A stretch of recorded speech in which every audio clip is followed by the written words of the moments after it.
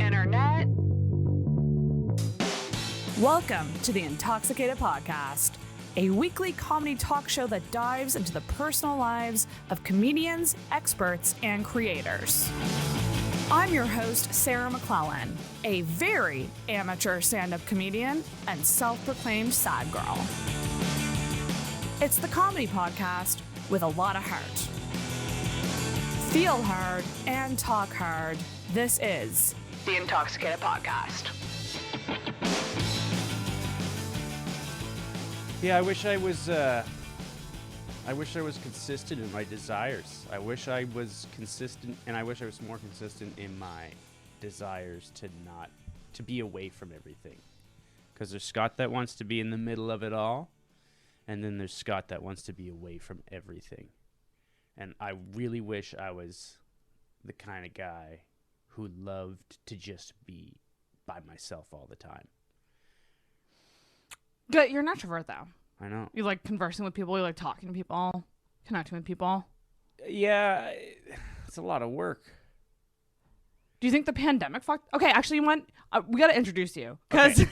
Well, why don't we start? Look, we've rambled a bit. I know it's great. It's great. No, we had to warm up. I've got that on tape. The episode. We're gonna start. I'm gonna introduce him before I forget to introduce him. I don't think anything has happened in this conversation worthy of putting into a podcast. No, I think it was a good little lead-in. It was good for us to talk. No, I like little lead-ins like that. All right. Bring people in. Cold opens. Not a big fan of podcasts that open with "We are here today with." You know what I mean? Like, who are we here today with? So hey everybody, we are back with a returning guest, a good friend of mine, amazing stand-up comedian. 4th solo episode? Is that this? I think so. We did one without video when I first met you. Mm-hmm. We did the really drunk one. Wow. And we did the one that would have been last year. Yeah. So this is your 4th solo. Yeah, because the first one was after I had made beer. Yes. And then the second... That was single Scott. Yeah, that was single Scott. And then really hammered was Lauren Scott. Yeah. And then the last one... was like happy medium Scott. And now we're getting a sober Scott. Well, hungover Scott. We're drinking... Okay, Scott MacLean's here, everyone.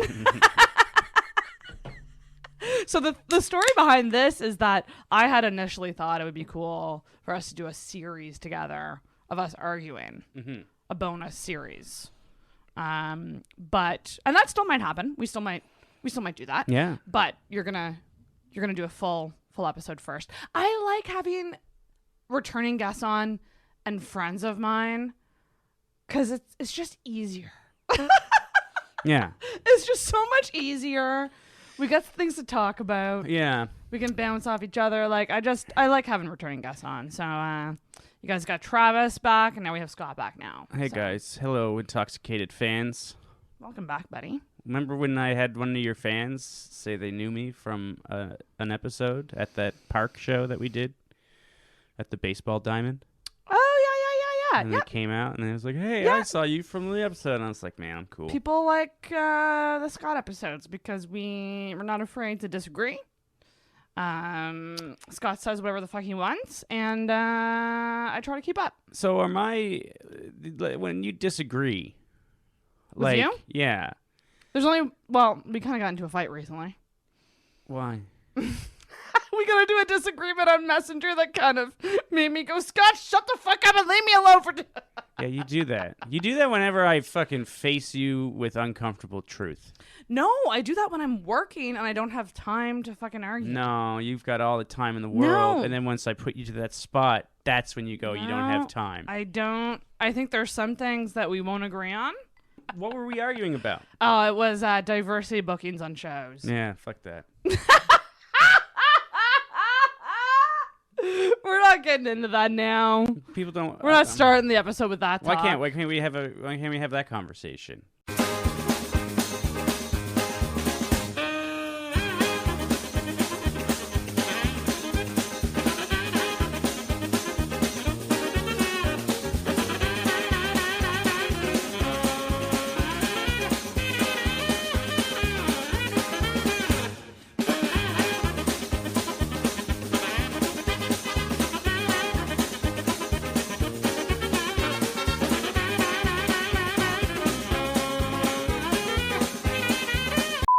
talk about what just happened.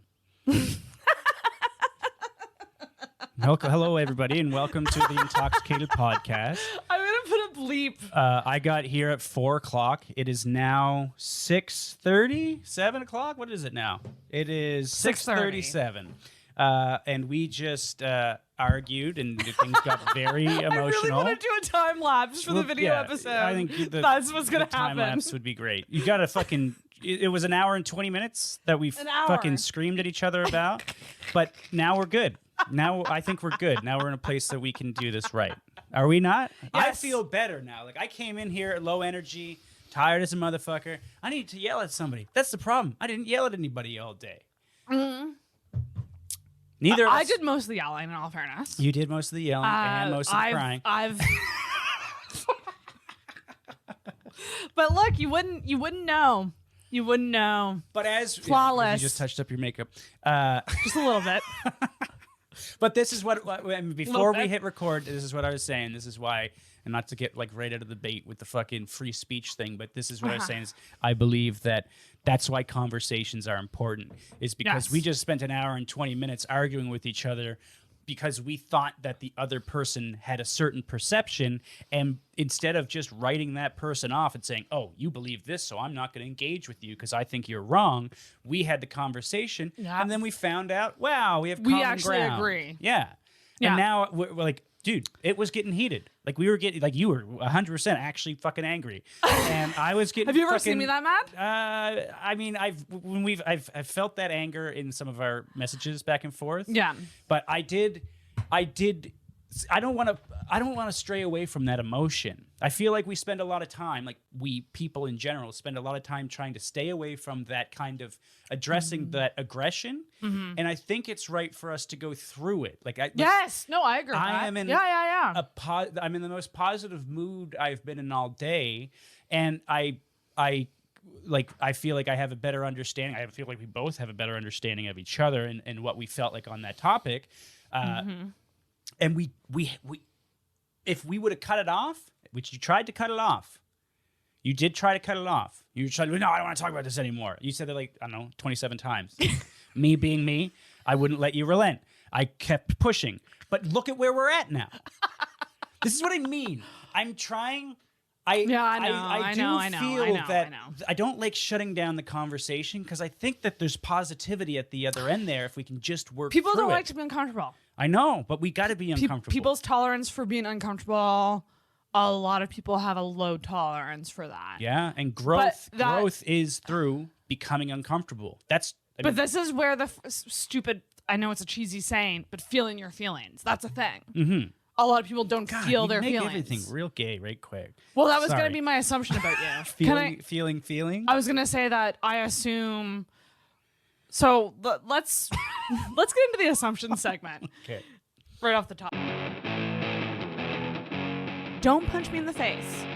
Ow. I was going to say, because I know you pretty well. So, like, it's hard for me to have assumptions at this point about you, because you're one of my closer friends. Yes. And I feel like most times when people say something about you, like, I never really believe what people are saying because I know the real Scott. We've hung out a lot and had a lot of talks. And you got to meet me before you met before you heard my reputation. You met me before you met my reputation. A lot of people meet my reputation first, and then they meet me and they go, true. What happened? I thought this guy was a fucking total asshole, and it turned out he's not so bad. But I'm pretty sure you met me before you had a perception that I was a prick. Yeah. Other than my douchey face makes me look. How we initially met was on Tinder. Okay. Yes. You bring that up every fucking episode.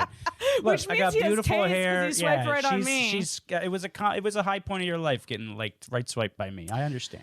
God, that's so fucking wild. Take the little wins as you get them. That's a wild idea, just alternate timelines of like things that could have happened. Yeah. Like I asked Dan Hendricken to go to a wedding with me, and for whatever reason, like he couldn't go. So like it never happened, but it was like sort of like a date. And I'm like, holy shit, what's the alternate timeline there of what would have happened? Like, yeah. Oh wow, that's so. You know, cool. but also it's like, what never have done comedy.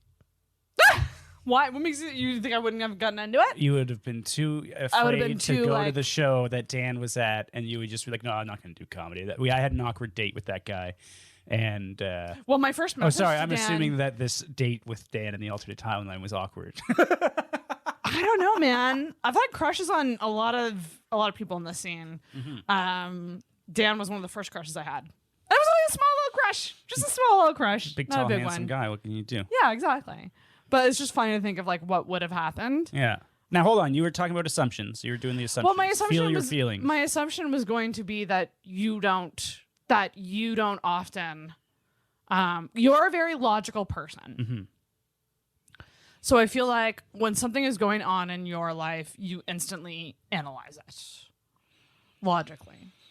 And so my assumption about you would be that you don't let yourself just sit in feelings for too long. Yeah, is that true? That couldn't be further from the truth. Oh, and if Lauren was here, it's dude, not true. I cry at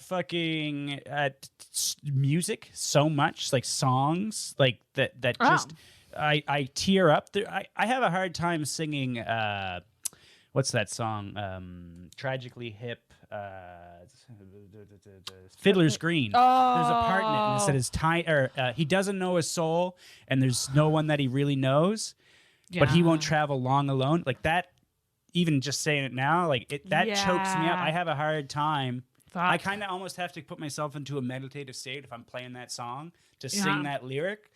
Otherwise, I'll choke up. And sometimes it's in a song that's really, really joyful, like a happy song that's expressing happiness in a certain way. That might choke me up. I'm an incredibly sensitive person. So, but this is the thing. I think sometimes with you, because you come with logic a lot of the times, like if I'm being emotional about something. So there's two types of friends, right? There's the types that just are there for you while you're spiraling. I feel like you're the type that would try to explain it to the person and come from logic. And so that's where my assumption came from. But maybe that's just because I don't know you in like a home setting or like outside of, It's a proper perception to have at me because I do use the logical thing. You're very logical. I try to take for my a Scorpio. feelings out because my feelings fuck up. Like I've made all kinds of terrible decisions in my life because of an emotional state. Like I got out of the worst relationship of my life and I was devastated when it ended, when it was the best thing that ever fucking happened to me. But I was sad because it wasn't logically. It was illogical that I felt that way. Logically, it was the greatest thing that ever happened. And I knew objectively that it was a great thing. But emotionally, it kept me in turmoil and sadness. And so when see somebody... Which relationship? Ex, mother of my kids. It was terrible. But coming out of that, like what made me get out was a logical solution. Like I had to look at it objectively and logically to get myself out of that negative emotional state. So when somebody comes to me with a problem and they're emotional about it, I should do that thing, do you want to listen or do you want to talk or do you want solutions or do you just want to vent? Yada yada yada. I won't ever ask that question at the freight. I'll try to make that assumption as it's happening. But I see my friend in emotional turmoil. I want that person to be out of the emotional turmoil. Their emotions are keeping them in the turmoil. How do we get them out? We bring the logic in. Yeah, absolutely. The logic is the light. I don't think it's a bad approach at all. It gives me but it also makes me worry about you personally. Like on a personal, like your relationship with yourself, it would make me worried. I don't know how my relationship with myself is. I'm very self-deprecating. I'm incredibly Everyone hard has on fucking myself. trauma. Everyone has it. Yeah, I try to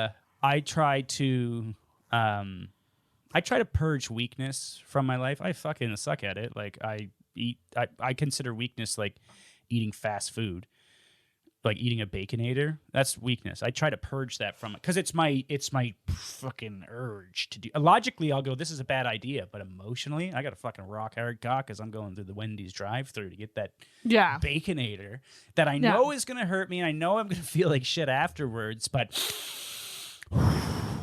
I know. Eat it. I want to feel that cheese and that crisp, and I want to fucking food is. And then afterwards, it's like after I finish a Baconator, it's like after you come during sex, and you're like, what is wrong with me? I don't know that feeling. I just cry every time. Well, that's kind of the feeling. It's the shame that gets attached to it. You get that if you had a Christian or Roman Catholic upbringing, right? Not supposed to masturbate. Every sperm is sacred. I did, but I chose to stop going to church at 16. Going to church. I think So like we were every Sunday church. Yeah, Church I was going up family. until I was an altar boy and I'm confirmed Roman Catholic. I don't believe any of this shit, but that's all right. I just have to give God a wink before I die, and He'll let me in. My parents were like, "You can decide what you want to do after you're confirmed." Yeah, in the church, which is such a like. I got confirmed. Which is such a last time I went to which church. Is such a trick because it's like you are confirmation or whatever, and Catholic is like, what is that exactly? It's just like Sacrament. You are. It's like you are Catholic now. Yeah, you are confirmed in the church. You're a Roman Catholic. You've done everything, and then the next sacrament, I think, there's marriage, and then death. I stopped going, and then all my sisters stopped going. They're older than me. It's like when I lost my virginity in high school. I was the first in my friend group to lose it, and then they all followed suit. You're a trendsetter. I'm a born leader. Who would have known that you would have inspired so many people to have sex, and then regret it, and then just go 10 years without it? 10 years, not 10 years without it. I'm not Andrew Vaughn. I know. He's dead. He's always going to be the person who would speak up. And now that he's dead, I feel like I'm the least sexually active person amongst my friends. Maybe amongst most of the people I know. But okay. So assumption. Did you have an assumption about me? I assume that you have worn out the motor of more than one vibrator. No? I'm a hand bitch. Okay. I'm trying to write a joke about this. Overrated. Sex toys are overrated. Yeah. I mean, for me personally, I have I haven't worn any out. I don't use the whole hand. I take my coffee black. Yeah. But I mean, women got a lot of fun toys. There's only so much that a guy can do. And this is the thing. I just, and like my friend Serena will back me up on this.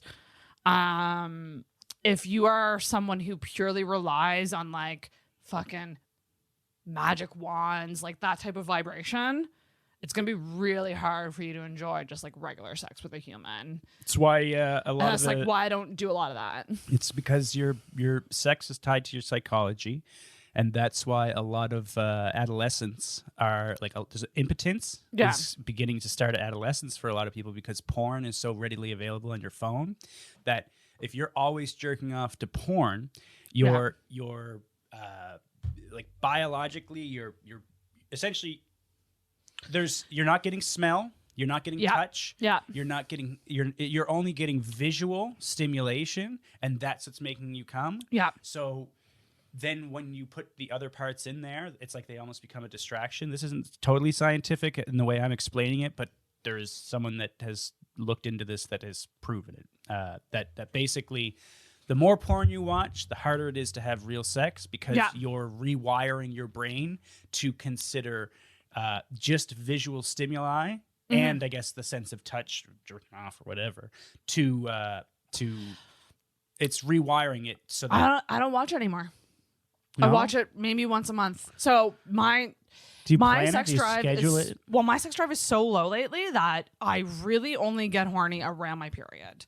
And it's usually one night or day a month or 1 48-hour period where I actually even touch myself and watch porn. And then other than that, I'm not horny. My sex drive is gone. What a blessing, man. My sex drive is no, it's not. No, it is. So like when I was doing my psych test, like the meds that she recommended for me apparently increase your sex drive, which I'm like, fuck yeah. I don't want it to be low. I want it to be higher. I don't like not feeling horny. Like mind you, in moderation. How are you even cognizant of it? There's this whole theory as well that like orgasms actually like aren't as good for you as people think. Like a lot of people oh, they're good for headaches. They're good if you're feeling sick. Like, just do it all the time. And it's like, makes you really unproductive, I think, if you're just constantly doing that. Yes, that's what I'm saying. Like, that's I why- envy that, because imagine if I could just wake up and then start doing shit and not have to worry about. But for your jerking off mood, before. it's probably good. What? I imagine coming. It's good for your mood. It's just for my clarity and focus. It gets me out of. Well, yeah, men have to get it out. I have to. Yeah. I can't focus. Women, not so much, I don't think. No. I don't think that that's really a thing. I mean, there's like women. hypersexual women that are out there for sure, but they are the rarity in comparison to, like, your average guy is going to be thinking about sex and whatnot more, just because, I mean, we've had this conversation before on the podcast. Dick spreads the seed. Women decide which seeds to plant. Yeah. So they're more selective. Yeah. Men are more just, it's like, get it out. Get it. And Yeah. yeah, I can get plagued by my horniness. So I want to be back there, though. I want to switch spots with Why? you. Why? Because it made me feel alive when I was, and so now you're just dead inside. but the thing is, But how do you miss it? How do you miss it? How do you? I miss the excitement. Okay, so here's what I miss. Reflectively, you're missing it right now. But I mean, in the moment, you can't miss it. You can only miss it when you look back. Yeah, that's true. I mean, Because when there you- definitely is an aspect of, like, it's been this way for a while and I'm kind of used to it at this point. Well, if it's not there, then you don't miss. Like, if I'm not horny, then I'm not going, thank God I'm not horny right now. I'm just not horny. You aren't. Okay, this is gonna sound strange. Sometimes my brain is horny, but my body isn't. Let me try to figure that out. That I know that sounds very strange, and I think what it comes down to is I really, in my head, in my emotions and in my head, I want partnership, I want connection, I want intimacy. That's the part that makes me emotionally horny. Just the idea of, like, yeah, not being alone, connecting with somebody. I also have not had physical touch for a long time. Like, if we're talking pandemic, whenever the pandemic happened, I've gotten laid once since then. Hey-o. That was a means to an end. Like, that was literally like a means to an end. Like, it wasn't like once in 2 years. That's not long. That's not a lot. No, it's not. But you're I'm also, lacking physical touch. How afraid of COVID are you? How much has COVID had to play against that? On the other person's end, a lot, I think. And I think actually, because I'm talking with another guy who we've been trying to fuck for months, but he's very COVID paranoid. No, Or so he says. No, Yeah, no, I know. I know. I'm like, why did you just tell me you just don't want to fuck me? Listen, this is why. You are porn to him. Yeah. Have you guys been talking, when you guys message, do you do a lot of fuck talk? Not really, because I would like to meet up in person before that stuff happens. Here's why. You said you've been trying to fuck for months. Okay. What does so that derive from? What? I have a lot of explaining to do. When I'm in... and this is so confusing. Because my sex drive is so up and down, when I am horny, like, I will message him. I will message him. But I'm only horny for, like, a couple days out of the month. When those days are gone and he's messaging me, I'm just like, I'm too busy. I can't. But women I are can't do that. reactive, so maybe even when you're not horny, you got to get there, and then you will reactively be horny. So that's the thing, though. Women are reactively horny. That was said by a female sex psychologist. Is that women are reactive, and men, and that's why we have to be proactive, because a lot of women won't be in the mood until they get put into the mood. Oh, Yeah. That sounds fucking racist. And it takes different things for different people to be put in the mood. Yes. For me personally, the times I've been the most horny for someone have been when I've known the person very well. So that would have been like the last heartbreak I had, where it was a phone relationship for 2 or 3 years of talking all the time. So, like, we knew each other well. It was the sound of the voice. I love a good voice. Oh my God. Yeah. And And with him, it's a lot of just texting, but we haven't met in person. Yeah. So I feel like I need that in person contact to figure out if he's going to make me horny or not. Well, yeah, that's the thing. It's like, because we're not having 2-hour conversations on the phone every other day for 2 years like the other person. yeah. So it's kind of this weird mix. It's Well, very strange okay. and bizarre. I think there's potential. There's First of potential. all, you can't just be messaging this with the guy when you're horny. Men are not just objects, okay? We're real people. So you need to respect that. Okay? I know. He's more than just a I know. pole for I you know. to fucking ride. Some guy for you to toss aside like a pistachio shell, take that snack when you want it. No. It's a real individual, and you need to accept But he just that. wants to fuck too. He's thinking of me as an object as well. So why can't we just objectify each other? I like the sounds of that. But you got to get. I'm saying that your horniness, if it's going to happen at all with this particular individual, will likely happen, even when you're not horny initially. Like, I think come. I think it's gonna take steps to get there. I think having this extended amount of time with nothing has made it. It's gonna take a while for me. I don't think I'm gonna fuck him right away, like you think I should. I don't think you should. I think you. I don't want to fuck him right away. I like sexual tension. Mm-hmm. I'm almost more horny for sexual tension than I am for actual. That's a fine sex. line. You can't string it out too long. Buddy stringed it out for 3 years with somebody. Yeah, but you guys didn't end up banging. No, we did not, and No. that's why it's sucky. Yes, that's And what I'm that's saying. why I have learned to not do that again. Look. You don't have to bang on the first date. You don't have to bang on the second date. Getting past the third is going to be tough. Date 3 is definitely... And I mean, don't believe you that's should bang on 3. date 3.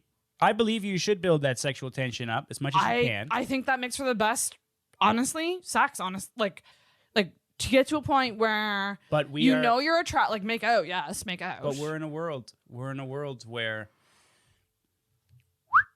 right swipe. No, I know. I just go and to that's the the thing. next. I would be dumb to assume that while he's in between texting me, that he is not out. Oh my God. I really hope he doesn't listen to this. We should really Whatever. change subjects. You don't want. I'm a busy person, so I am actually not actively pursuing like online dating right now or really anyone else. I don't think you should ever be 'Cause I'm busy. pursuing anybody. I think you. Yeah, should I'm not. be- I don't want it. I think you should be. I think the people that are hyper focused on getting into a relationship never get into a good relationship. You're not wrong. That's the old saying, and it's a saying for a reason because it's true. Just take the universe as it comes to you. But what is Welcome what the is energy. pursuing? Is pursuing wanting? If you're out there looking for a relationship, Do you think that's what I'm doing? yeah, How? we've had this conversation. But what am I doing to try? You're okay. We don't need to. We be more general. It doesn't have to be you specifically. People. People in general. They when they're pursuing a relationship, they're already criticizing that person through the scope of are you relationship material? When what you should be doing is just going and saying, hey man, this could work out or it won't. Let's see how this for works. sure. People should take it a little less serious. Because I You're not wrong. I didn't man. want a relationship when I started talking to Lauren. I was not looking for a relationship. We connected in a way that a relationship made sense, and then it just naturally happened. Yeah. Incredibly quickly, actually. But it wasn't, I was done. And the best relationships I've ever had occurred when I basically gave up. When I accepted defeat that I would never be in a relationship, and I was like, okay, I'm just gonna be a pig, I guess, and accept the fact that I'm not gonna be in a relationship. So, but did you? Okay, so you accepted the fact that you weren't going to be in a relationship. Mm-hmm. What else were you doing in your life that made her come along? Was it? I mean, I creeped her profile. It was a total pig move. Were you online dating? Sure. Yeah. I ran the out of issue right with swipes. the issue. I ran out of right swipes. You can run out. I ran out of rights. That's I the ran dude out of right there. swipes. Sorry. No woman has ever run out of right swipes because no woman has swiped right that many times on Yeah. the fucking men online. So I ran out of swipes, and then I was on Facebook, and it was under people you should know, you may know, And you added her. and I added her, and I lied about I when it said, "Hey, this person accepted your friend request. Say hi." I said, "Oh, thanks for adding me." Mm-hmm. And then she was like, "Oh, you added me actually," and I was like, "Oh, my finger must have slipped." It was everything started on a lie. But you had a had this perverted pig lie. You have the space in your life to be taking the time to do that. You know how I feel about the word fucking space. No, okay. So what I'm getting at is I've pinpointed that the reason nothing's happening for me currently is I just literally I don't have the space for it. When I'm home, I'm working on stuff. Yeah, but my dick was at the wheel. When I'm My dick was at the wheel of that decision. I was not driving that decision. yeah, my penis vagina's was. asleep. Yes. Yeah. Is the issue. So I don't know what it is I need to go out more. I need to even just go out with girlfriends and have I just need to put myself as available to the universe. I know that sounds cheesy. Everything you say sounds cheesy. But I'm not prioritizing it right now, and that's But I think that's right. But how the fuck is any guy gonna find me when I'm literally editing videos and podcasts and at open mics for most of my time? Well, you How the are you- balance. It's the balance. It's the difficulty of That's just what it balance is. in And I general. don't have it. So that's my issue. Well, And how do you get balance, make space for something in your life without wanting it or going after it? but We have to do not you want it and fill not up prioritize it. Do you not fill up some of your time so you don't have to face the dread of putting yourself out there and being rejected? Or having something not are you play saying out? that workaholism is like a coping, or a distraction from actually? Yeah, absolutely it is. Yeah, you keep yourself busy because I wouldn't have I don't have time for that, because if you did have the time for that, then You'd have to do it. You'd have to do it and Probably deal That's with all probably part that of it. negative shit that could be associated with it. That could be part of it. And So we're there now. I'm working on that. I got to work on that. So, For sure. I mean, why do you work as hard as you do? Because you are, and I've said this several times, you're one of the hardest working people I know. So, why? I mean, that's a great question. Is and it because you're trying to avoid that void? Yeah, I think it helps with loneliness, because if I'm doing something, I'm not sitting around going, I don't have friends. I'm alone. I'm physically alone. But you're also even things like watching a TV show, I feel like would be more enjoying with another person. Oh, I have a hard time watching TV shows by myself. Like it's just one of those experiences that while I make fun of, I have a joke where I'm like, couples can't even watch shows alone. I'm saying that joke because a part of me is jealous of it. I want someone to watch TV with. Yeah. I want a relation, my ideal, when I think of my ideal situation is I still want to remain fulfilled in my life and career and comedy and hobbies, but I want to come home to someone. And I want to come home I want a coach man. I just want a guy who's wants to eat a pizza on a couch at the end of the day and chill the fuck out. No. Don't. You do want a guy there. You want present, but you can't have a house cat. No, I know. Well, I want him to be. That's the other thing too. Because I am so fulfilled in other areas, in many areas, arguably not the important ones. I want that person to also be fulfilled. I don't really. Yeah, they could be fulfilled elsewhere, and then you guys come together at the end of the day. I don't think I could date nice. someone who's in a job they hate. Mm-hmm. Because I've made the Well, choice. you've just limited your options to I know. about 2%. But that's of the thing people. about standards, right? You have to figure out what standards you're keeping and what standards you're ditching at this point. I am 34. I gotta ditch some standards. Yes, you got to ditch some standards, but you've got to. Yeah, that is a standard. I don't People know are if going to hate that's a their standard, job. But I guess I just mean I don't want to date someone who is just complaining about their life constantly. Okay, for sure. That's that's kind a of what negative it is. person. If you don't love your day job, but you have, be passionate about something. Mm-hmm. Yes. Like and enjoy something. Mm-hmm. Do something that's for you. Yes. I would not want like someone who works a job and comes home and is at my beck and call. Yes, exactly. Okay, so that's what I was saying. You don't want that. You don't want I don't house want cat. that. You don't want a man that you can eat. No. You want a man that. But it would be nice to both there live with full you. lives and then like come home to each other. I want someone to come home to. Mm-hmm. You have something on your lip. Do I? Ooh. What is it? What is that? Oh, it looks like glitter, but it's spit. Oh, I thought it was glitter. You didn't have to say that. Didn't you know? My You got bodily away with fluids are all glitter.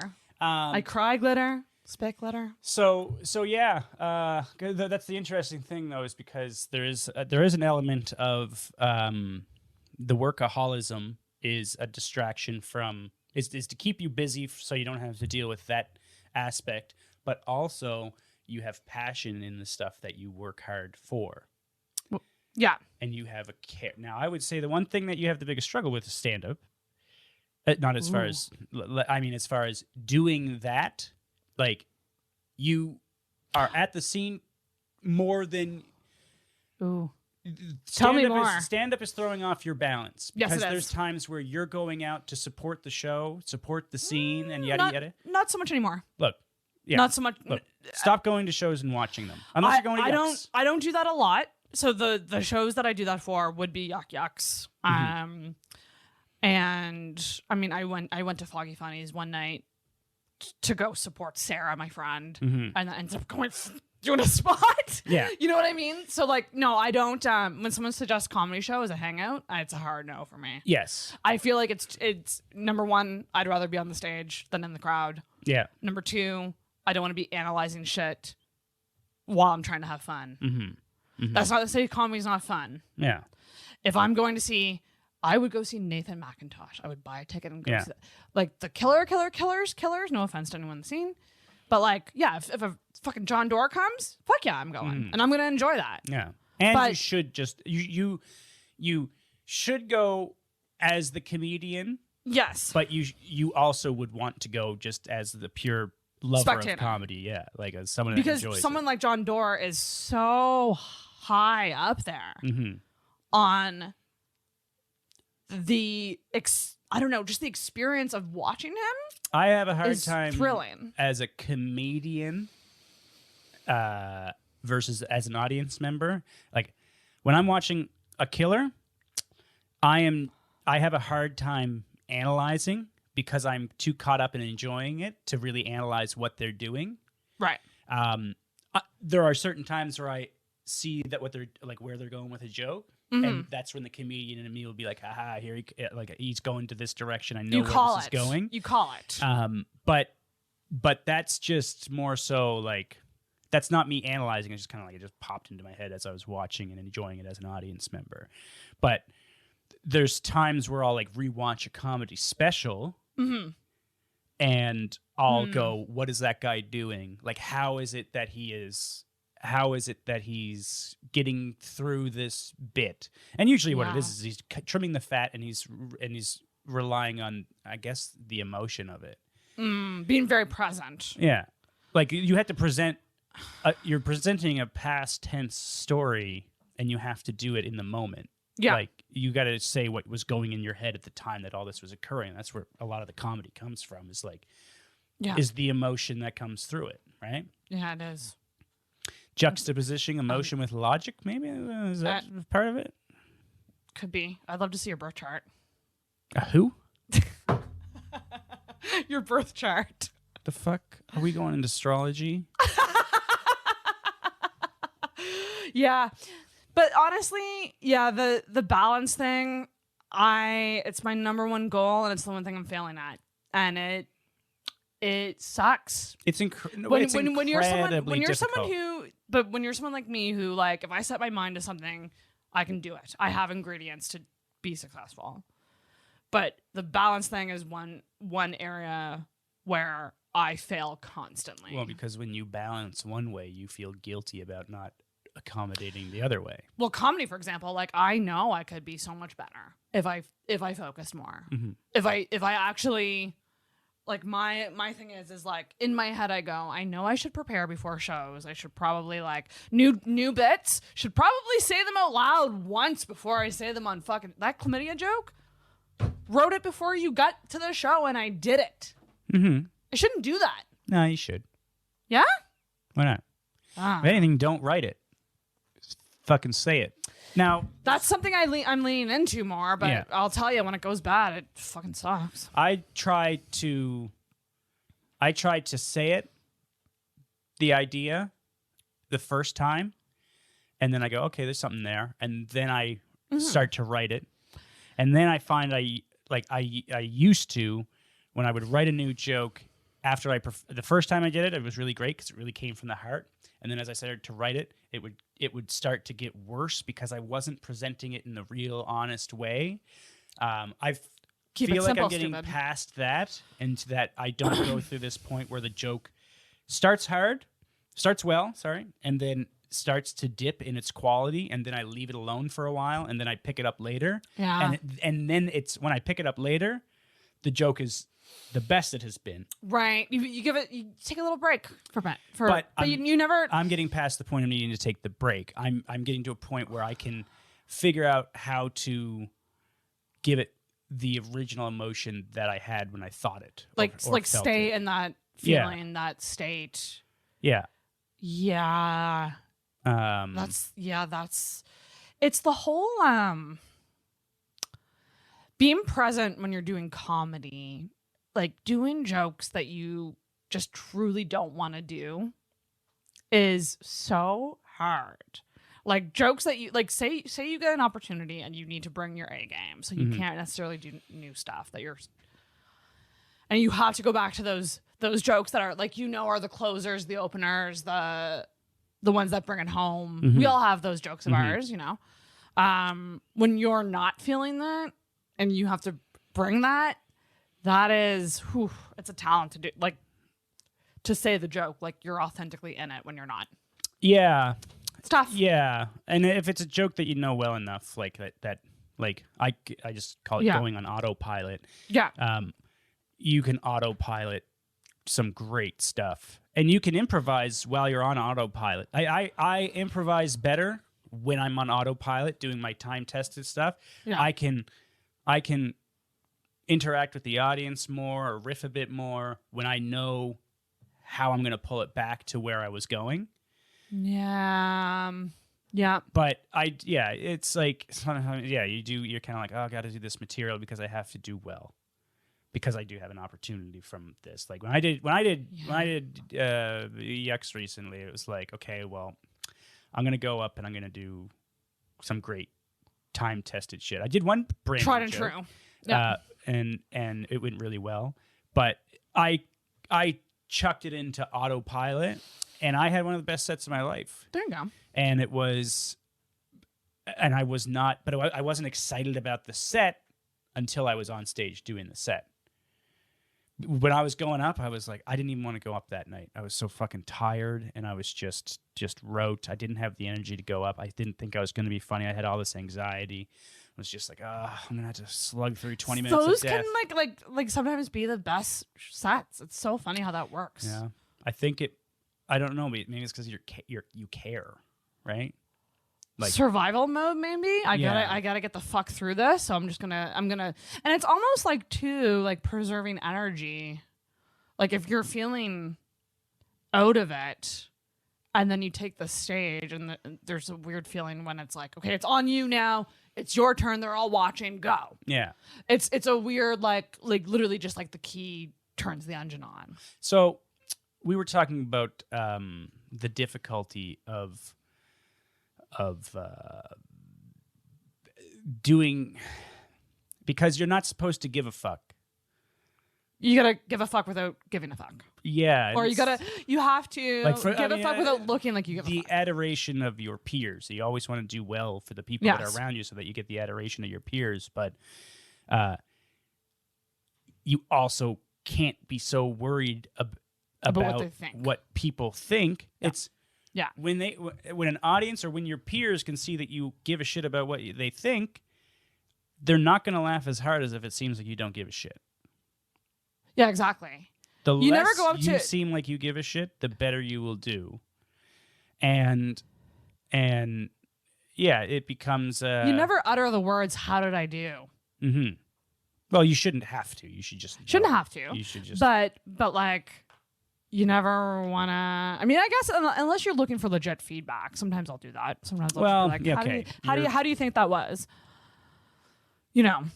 But then you're putting someone in an awkward position where they have to like step on a puppy's neck. Yeah, no. And But you can only already do that- know your neck was stepped You can only on. do that with certain people. Yeah.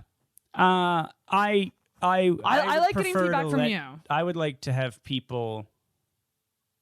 Well, I mean, I like giving you feedback because I feel like you fucking catastrophize every set that you do. You You're like, I also- died, and it's like You no, also good. were there for my second set, and you've seen the progression. the progression. So, and you also And it's different with newer comics versus comics who have been doing it for a while. I mean, like, yeah, newer comics, it's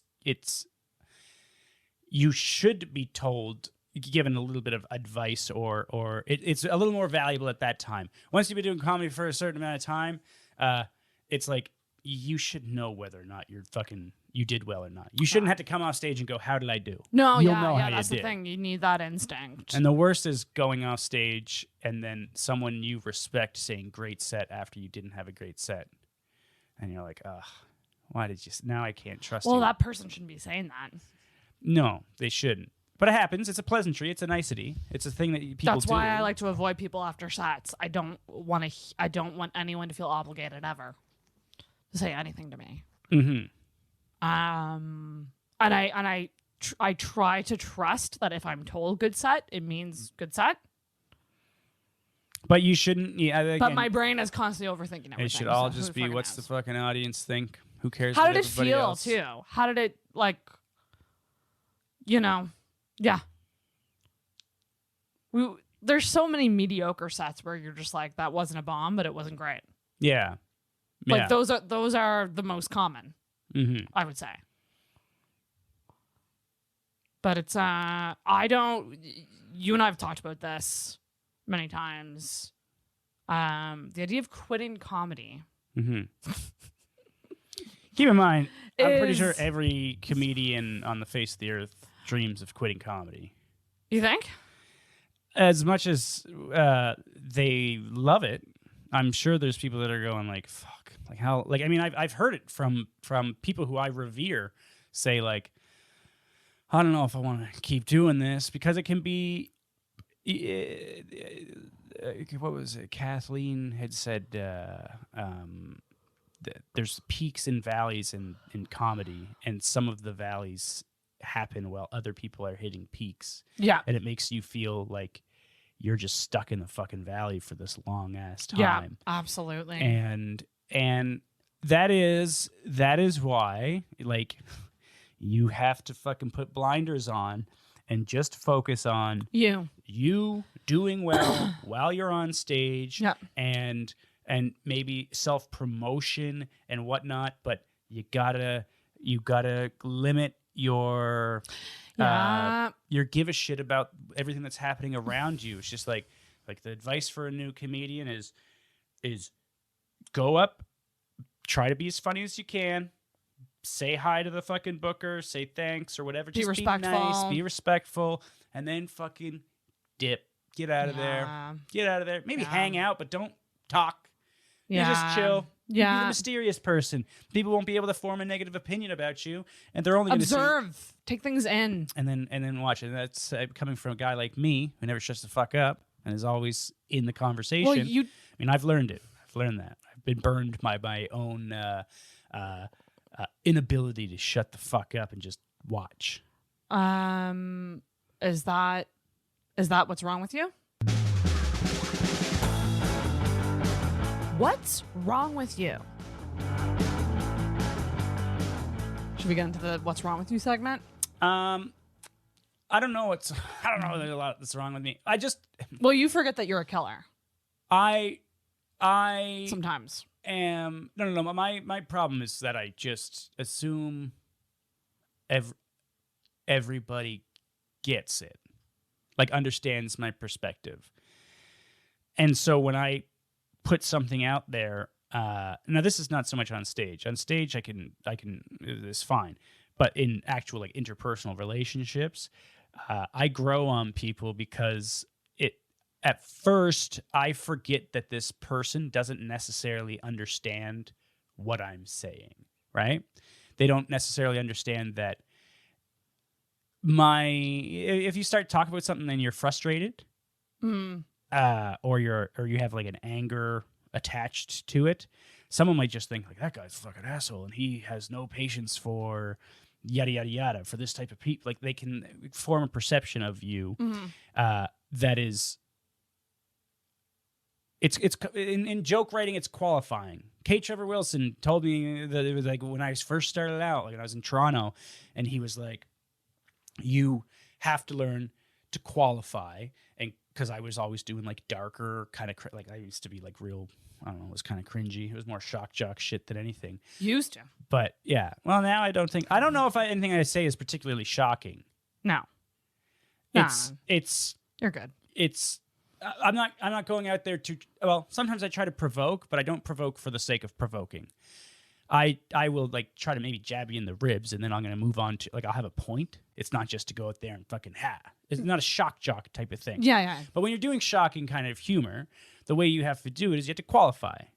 You have to say, here is why I am qualified to talk about this. Here's what gives me, this gives me the right to talk about this. It's okay. So like Louis C.K. would say, I love my kids. I can't, they say beautiful things. It's poetic, but I don't have to hear fucking any of it. And then he does an entire bit about how nothing his child has said it matters at all. So now he can go on to talking horrible shit about his kid because he just talked about how much he loves it. He qualified why he said, look, I'm a good person essentially, but I'm going to say some horrible things. And it's because if you just go into the horrible things, the people might just think that you're a horrible person. Yeah. So you kind of have to like present it in a way that they fucking get it. That you are allowed to and I have a hard time qualifying off stage. Oh. Off stage. On stage, I can qualify. A long time I couldn't. I had a hard time with it. I've learned how to qualify properly on stage. It just came through experience and a lot of eating it. But qualifying in like day-to-day shit, I don't know, man. I just assume everybody like. I think social media is destroying society because it gives us that picture of a person. Yeah.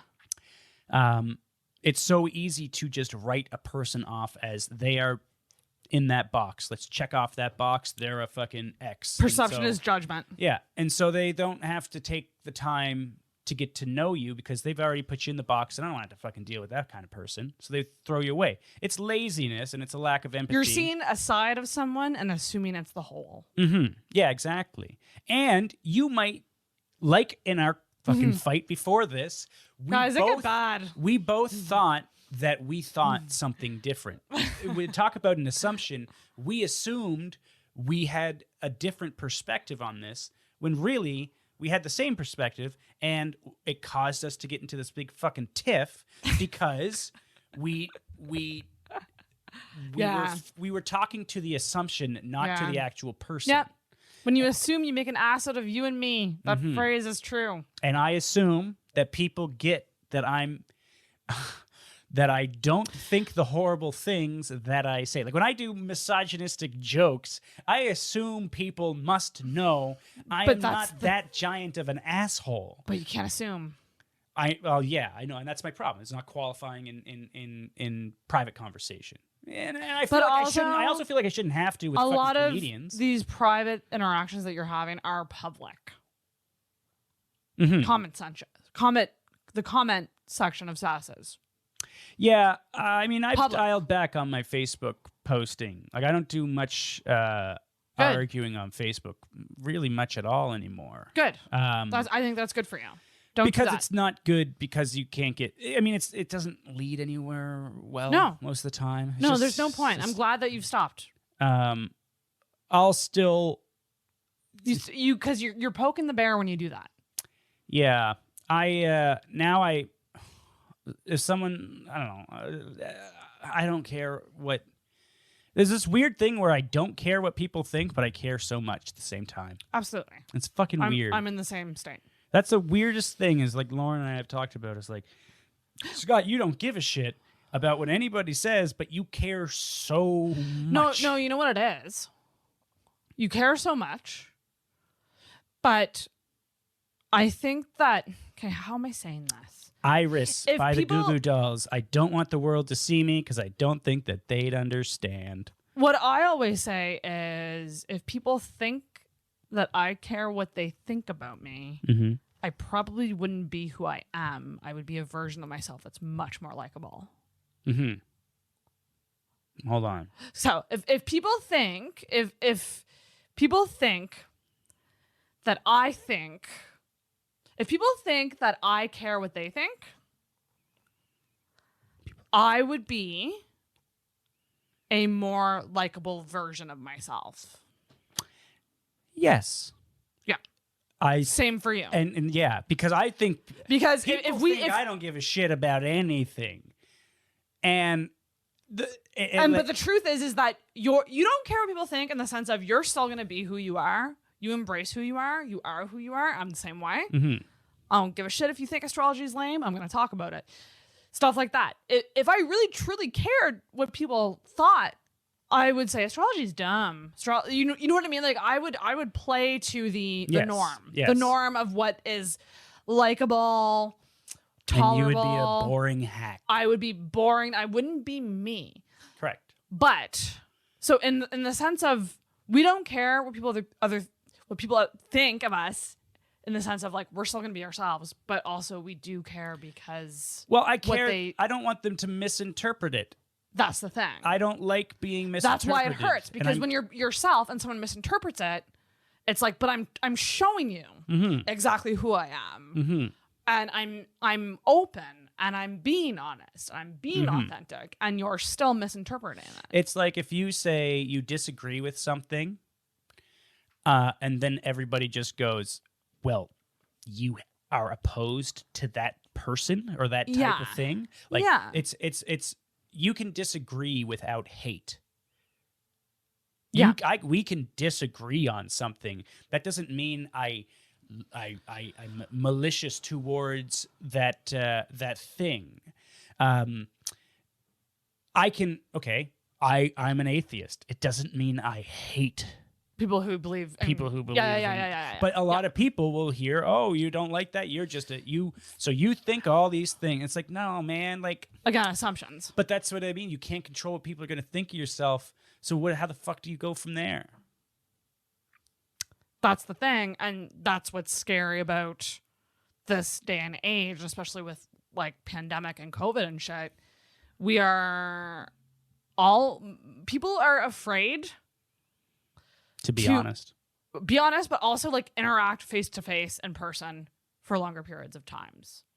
I feel Yeah. very lucky that I've had this podcast because I've been able to have long form conversations with a lot of people, and I walk away knowing them so much better than I would if I was just looking at social media. Because social media, again, it shows a side of you, and even the people who are the most open on social media, sharing their life all the time. That is not the full story, even if they are posting constantly. Yeah, they're still editing. Like, because there's this And the great, people that are posting constantly like that they generally ought to not post. there's so a much. fabulous They should probably dial it back. video of someone filming a group of people taking a photo.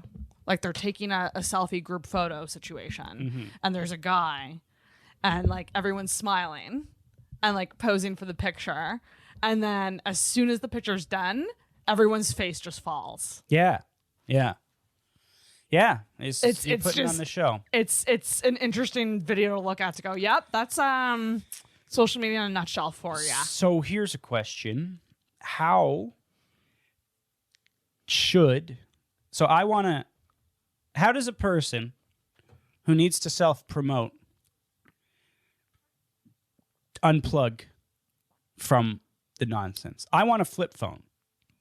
I don't want to be texting people. I don't want to be on social media. I don't want to do any of that. But I kind of have to self-promote for comedy and comedians whatnot. have to. How do you get away from it? Ari Shaffir did it for so long, but I guess he was already established by the time. He already had a network of people that would put him on shows and whatnot. But you're not addicted to social media, are you? I'm on it way too much. You're probably lesser of addicted than I've seen. I'm more. I do observe more than I post. I'm on. Yeah. I'm on. So I'm my like. This is why I won't buy my kids a cell phone. Is because I mean they're 9 right now, but there's 9 years old out there with cell phones. I won't buy them a cell phone when they're 16. So crazy. They're gonna buy their own phone, and they're gonna if they want to have it, they have to. It's all on you. I'm not supporting it because I don't think we should be on them. I do think they're destroying everything. Yeah. I do really think that they're creating. They're leading to the collapse of civilization. And Phones or social media or both?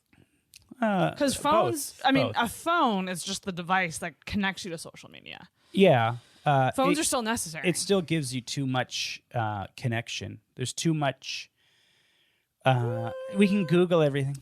I mean, It's still fucking I Google. feel like it's social media is not all bad. I think it makes people who are extremely lonely feel somewhat connected to the world, even though that's a skewed fucking connection. Take a phone. And it's very strange. Take a phone that has no internet capabilities. It only makes phone calls and can take pictures. I still think that's bad. I think that's worse than a cell phone or than a flip phone. Why? Remember back when we had like disposable cameras? Oh, that was so fun. You took a picture when it mattered.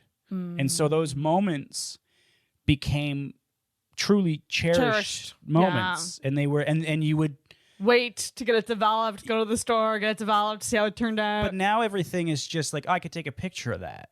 And it's like and it cheapens it. It's flooding the market. It's like creating an inflation of value that is driving down value. If it's always something, if you can always take a picture, well, who fucking looks at their pictures after they take a picture? That's But we used to sit down and go through photo albums because we were always experiencing the moment, and then we would remember that moment. Oh, remember that time. We'd have a story about it and now we're like at this point where it's like, who you go through, if it comes up on your Facebook memories, you might take a fucking look and go, hey, remember this time?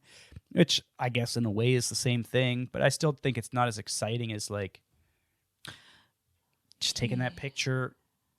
I don't the connection it's spoiling. We should be more in the moment. It's like people who go to concerts and just always have their phone up. Mm-hmm. It's like you're fucking I'm here. known to do that. Enjoy it. Yeah. So when I go to one of my favorite places to go is my friend's cabin in New Brunswick, and it's on a lake. It has no power. There's no you're cut off from the grid. You have to get there by boat. You're basically on an island, and it was built in the 1800s. And there's no cell phone service. There's nothing. And what I do when I go there is I take a picture. I take a couple pictures of the beach, a couple pictures of the house, because you pictures like of the people that I'm space. there with, Yeah. and then I'm done with it for the rest of the weekend. Yeah. And I'm glad that I'm done with it for the rest of the weekend because now that's why I love that place is I'm present in the fucking moment. I can sit there and I can be bewildered at nature. Nature really fucking excites me because it's so like eternal. Like everything was there from the when I get real fucking weird, like where I see a rock face, like I get like I've seen some shit. Yeah. No, like wow. Like how long has this been here? What has it seen? Like like when you're out in I like to imagine like when we did this canoe trip through Keji, and you're in the middle of fucking nowhere and you're just out in a canoe. And it's like this is always here. And it's been through how many crazy things have happened in this space. Snowstorms. Like I want to experience every inch of the planet, but I also want to experience it kind of like in the fourth dimension, so I can see the entire history of it. It baffles me. And I get that when I'm in that appreciation, when I'm immersed in nature. I'd never get that bewilderedness when I'm on a fucking technology of anything, of any sort. No, I mean, it's truly. Apparently, there's now rehabs for people who are addicted to their phones. Like, you can go to rehab for it. It's like a legit. There's like recovery programs for people who are. Oh, and there's all kinds of people. I that also are. think, like, I mean, just like influencers, the fact that like being an influencer is a job now. Like, that's someone's job to constantly be connected, constantly posting, and they can't turn off because it's their livelihood. Well, it's at what was her name? Charlie DeMaio says she fucking used to love dancing. She hates dancing now. She says it's that basically. I don't know if I only saw like a partial quote of that, but I imagine it's because now you've got to do it. Now it's contrived and superficial, where you used to dance for yourself. Now you're dancing for everybody else. Yeah. And that's a weird balance. Is like I had this conversation with my therapist. It's like I don't know if there's not much that I truly do for myself. When I'm playing music, when I'm learning how to play a new song, I love to sing. But I'm also thinking about when I'll get to perform this for somebody. Yeah. But the way he said it is like you can have both. Like you can enjoy it and also have it be. Yeah. But I'm always worried that I'm like, am I just doing this for external validation later? Yeah. I mean, like, that's how I feel about most of my hobbies too. Yeah. Right? It's all like It's very sad when you go, yeah, what have I done lately that is purely me and no one else? Mm-hmm. You know? Yeah, maybe I guess you could say when I'm like mindlessly scrolling TikTok, that I guess is for me, and that's what I'm doing for myself. But then I feel like a fucking idiot by the end of it. Yeah. You know, I don't feel, like, I don't know. Yeah. Oh boy. We call Amish people crazy because they have neglected to go with the technological advancements. And They're the least crazy people. And I think I wouldn't say that. So there's definitely some fucking craziness because you got some but they don't have it all into wrong. They don't have it all wrong. I think so here's the question. Make good butter. Elon Musk wants to go to Mars and expand civilization because eventually we're going to have to. And we're eventually, in order for the species to exist past the explosion of our sun, we have to become intergalactic at some point. So you do that with the rocket ship, and that gets you to Mars, and then you colonize Mars and you move out forward. Is Elon Musk right, or were the Native Americans right, who were just living with what was there around them and taking what they needed only? Yeah. Because there's all kinds of people back during, when the European contact happened, people got abducted by natives, and the ones that they didn't kill, that they kept in the tribe, those people didn't want to go back to Western civilization. They wanted to stay within that different type of life. And I truly believe that that's the life that I want, but I'm fucking crushed. I'm conditioned to care about all this horse shit that doesn't matter. What's the horse shit? Money. Money's not real. You can't eat it. None of that matters. Love. You can eat money.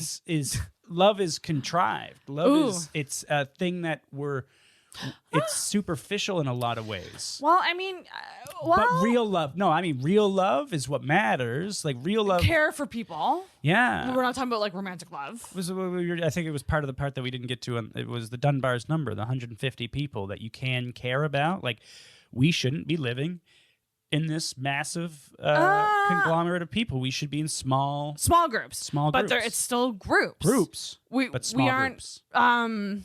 Tribes. We should be. We're tribal. We're not actually supposed to be. Tribes. We're actually not supposed to be totally alone. Yeah. We are supposed to be in pods or groups. Mm-hmm. People are supposed to have support systems, and this is why when the lockdown happened, people who lived alone all of a sudden didn't have that. the mental health toll that it took on people was huge. Mm-hmm. Because we're not supposed to be. We're not supposed to go without touch.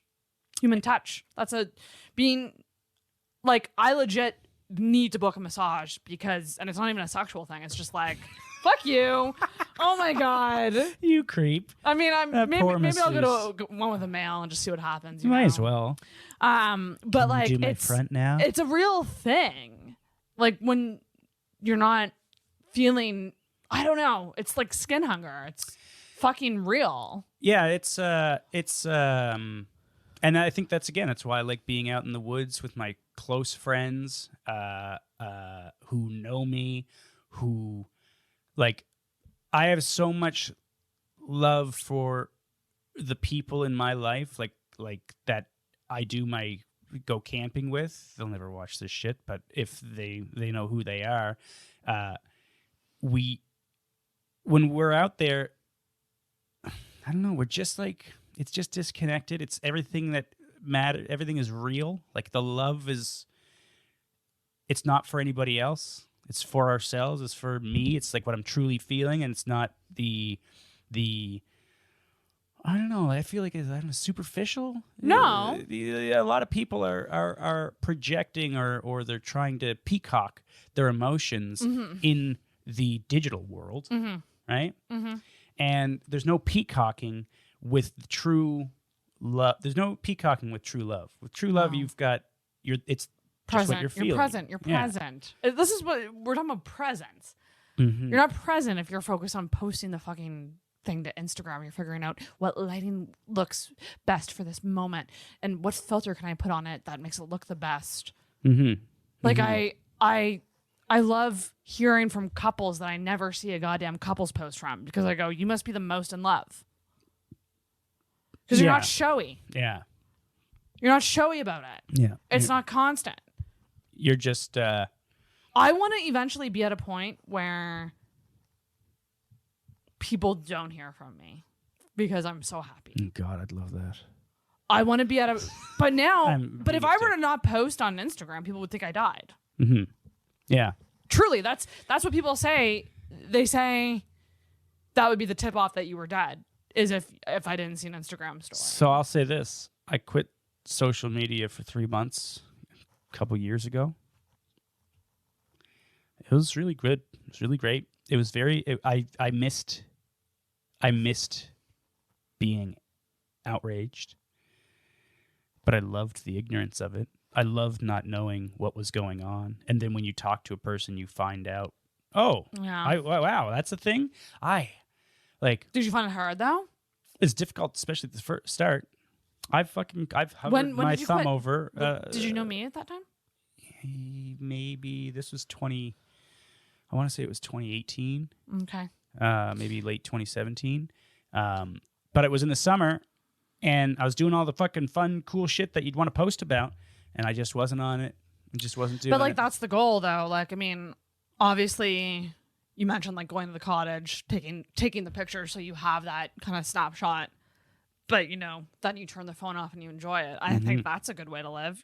Obviously take pictures, capture moments that you want to capture. But like I want the connection. I need someone hired to connect me to the world. I don't want to be connected. You want to a publicist? I want a publicist. I want to do what I would love to do. If I can talk about a dream job, would be something like a travel show. But I don't want to be producing it. I want someone with a camera to follow me around, to do the editing, to do all the other shit. Yeah. I just want to fucking go out there and see the world. But I mean, how the fuck do you? How do you pitch that? If you want to do anything in showbiz, you gotta have some sort of presence.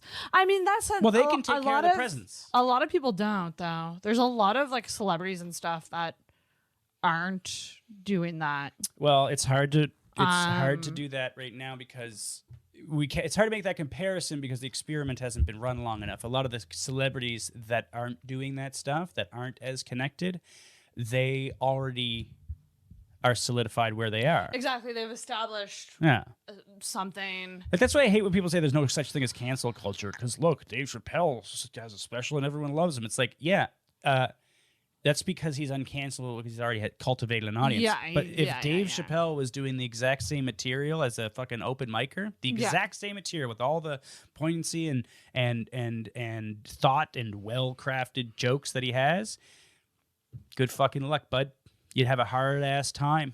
You have to go independent in a lot of ways and hope that your shit reaches an audience that will find you, because, I mean, he did get canceled. This George Floyd documentary it got dropped from all the film festivals that had already accepted it. Mm-hmm. Like, you can tell me he didn't get canceled? Yeah. Just because Netflix didn't do it too? It's like, There's levels. there's people I know who are huge Dave Chappelle fans who I know loved his latest special. They will not comment. They have not publicly. They would usually make a post about it and saying, "Hey, I love this latest special," and they didn't, because they didn't want to have. They didn't want to lose the fucking job. They were afraid. There's a big thing where the emperor has no clothes, and we're all just acting like we don't see shit for what it really is. Like, okay, here's a good one. Tim Houston. Mm-hmm. Oh, the jobs thing? Yeah. He said people want real jobs. What do you mean real jobs? We all know what you mean by real jobs. Well, you're saying that somebody that works at McDonald's isn't a real job? No, that's a real job. That is, and they probably work harder than the people with the, quote, real jobs, because you got to be there on time. You got to fucking bust your ass. You're lifting crates. You're flipping burgers. You're in the hot room. It sucks. It sucks, and it's constant. It's a shitty job.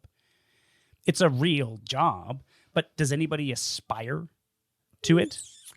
That's Mostly what no. he means by Mostly real no. jobs. And we all knew what he meant by real jobs. I think a lot of people did, but we have to be political. We've got to fucking take Yeah. a political angle, and we got to find a way to contort that to mean, oh, what are you saying this? It's like, Yeah. we all know he wasn't saying that. Oh, this is just the culture that we're in right now, though. But I fucking hate it. It's- Why? it's And everyone's so afraid to sensitive. speak out against it, because we know that if you Then you're you're speak marked. against it, then You're- hey, yeah, right? you'll be marked with something. It's like COVID guidelines and shit like that. Like, some Yeah. of the stuff's ridiculous, and there's certain things that are just like,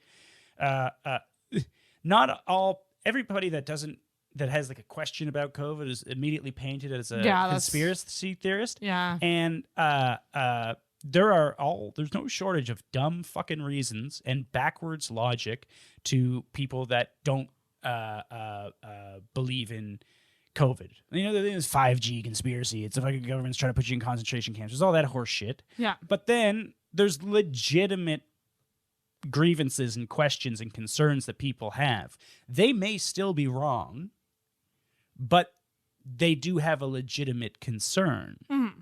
And we're not allowed to admit that. Mm-hmm.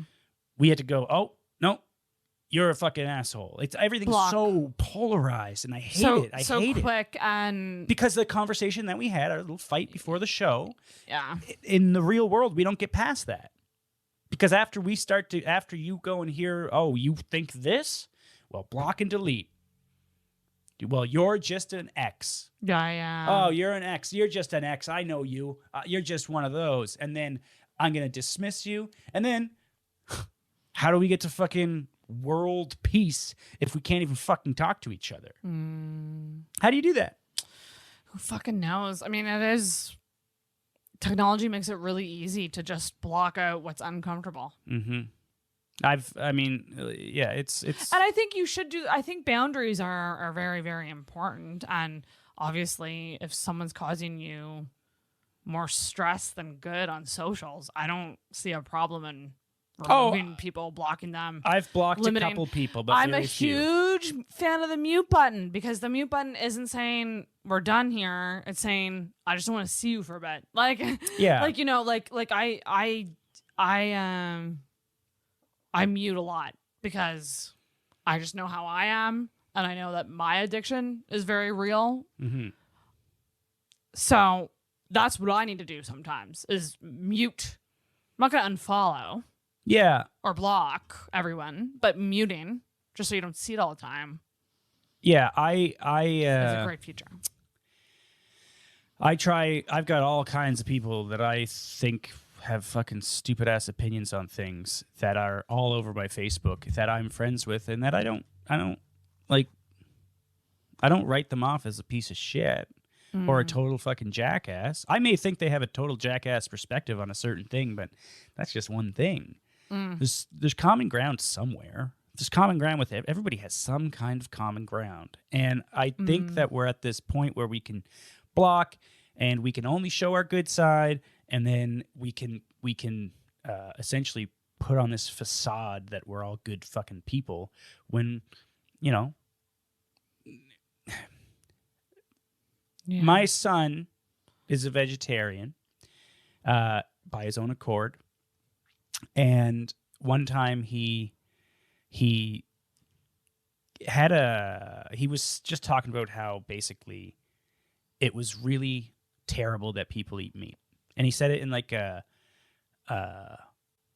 with an air of disdain and disgust and dismissiveness in his voice. And I said, look, buddy, I was like, you may be right, but the people, you are only right because you were in the fortunate circumstances in your life that led you to have this, to be right. And not everyone's born into those circumstances. So let's say that, we'll just say objectively, and this is just a hypothetical, objectively shouldn't eat animals. Okay? We'll just say that objectively. And that it's morally like reprehensible to do so. Okay? Objectively, hypothetically. A cattle farmer who was raised every day to look at animals as a commodity shouldn't, like, they were raised in that circumstance. How are they supposed to know that it's wrong when they were taught it was right their entire lives? So you can't have disdain for that person. You need to have empathy, and then you got to try to work and you got to put in the fucking work to change their mind. That's like when old people are kind of racist. They didn't know better. Or like old people might not be, you know, they might be a bit homophobic, stuff like that. Yeah, well, it's like, well, that's what they were exposed to when they were younger. Yeah, like are they are they actively malicious? Okay, well, let's have a fucking conversation.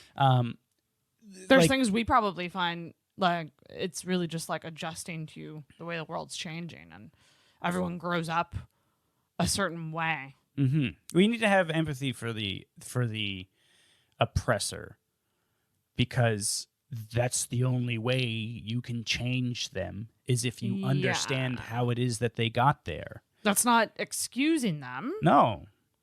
But it's understanding. It's understanding why they are the way they are. Yeah, and I think I've brought this up on every fucking episode that we've done. Is Daryl Davis, the black guy that converted over 200 KKK members? Like, he did it by befriending them. People who actively wanted him out of the country, they would want him dead. Some of them have killed. Some of them were like Grand Dragons that had killed, like, lynched people, and he converted them away from the ideology. Now, he could have just ignored them and said, fuck you, you're a piece of shit, and then tried to keep them in an outcast, then what would happen? They would have never had the opportunity to gain new perspective. Yeah. And I mean, you look at the exponential benefits of that. That's one racist asshole ideology who's not raising racist asshole kids who are going out there and negatively impacting the rest of the world. Like, it's so, and the family, maybe they talk to somebody and they convert them away from the ideology. And then it positivity grows exponentially if you put it out that way.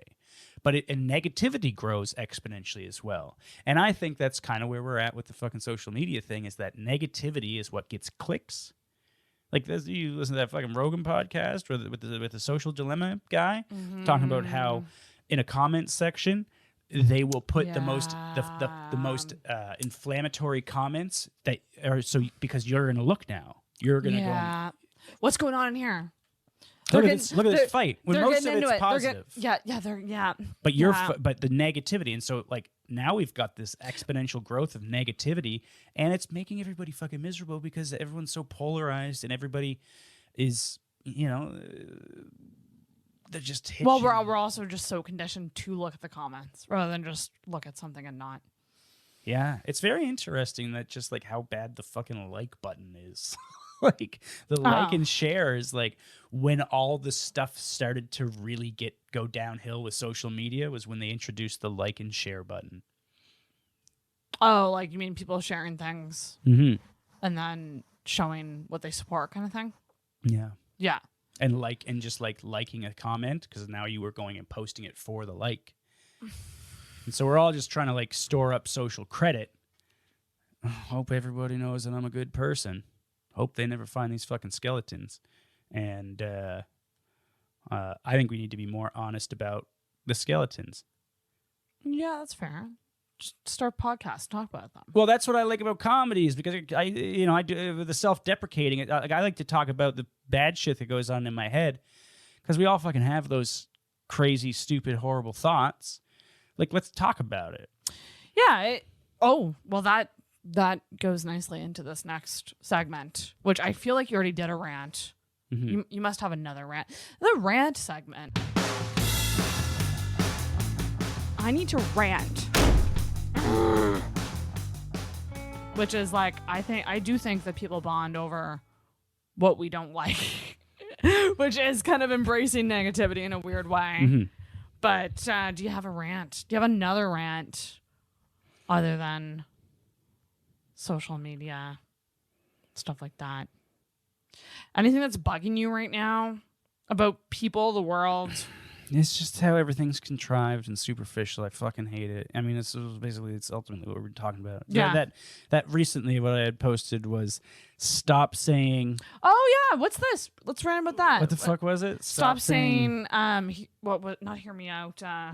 Let that sink in. Let that sink in. Because it always happens after the most simplistic. No one's saying anything particularly deep. They're always saying some dumb opinion and then let that sink in. One more time for the people at the back. It's usually misinformed. It's usually just... You know what? My worst one that I hate? Read that again. This boils my blood. What's this? I don't know who needs to hear this, but shut up. you know exactly who needs to hear this. Otherwise, you would not be posting it. Stop saying, I don't know who needs to hear this, but, and then go on this, on your soapbox. It's so fucking narcissistic. It kills me. Yeah. And TikTok is really bad for it because everyone's on a soapbox on TikTok and they'll just put an inspirational song over like their rant or their whatever they're saying to make themselves seem so fucking knowledgeable and it's, I don't know who needs to hear this, but stop doing this. It's just like, why is that first sentence necessary? I don't know who needs to hear this, but if you can encapsulate your entire perspective in 140 fucking characters, yours is that of a jackass's perspective. Like, you're just dumb. You're just a dumb person. Yeah. Like, things are complex. They're very nuanced. That's why I hate when podcast clips get leaked or comedians go on shows like podcasts like a long time ago and like have long conversation and then people find one sentence out of that conversation. Like Shane Gillis. Yeah. Yeah. Perfect example. Like, and there's no context. This is like always a theme with you and I. Context. I know. Context is everything. Yeah. I hate that. I don't know who needs to hear this, but let that sink in. What other ones are annoying? One more time for the people in the back. Here's another one. Read that again. And listen, I know that there's some people I love who say this.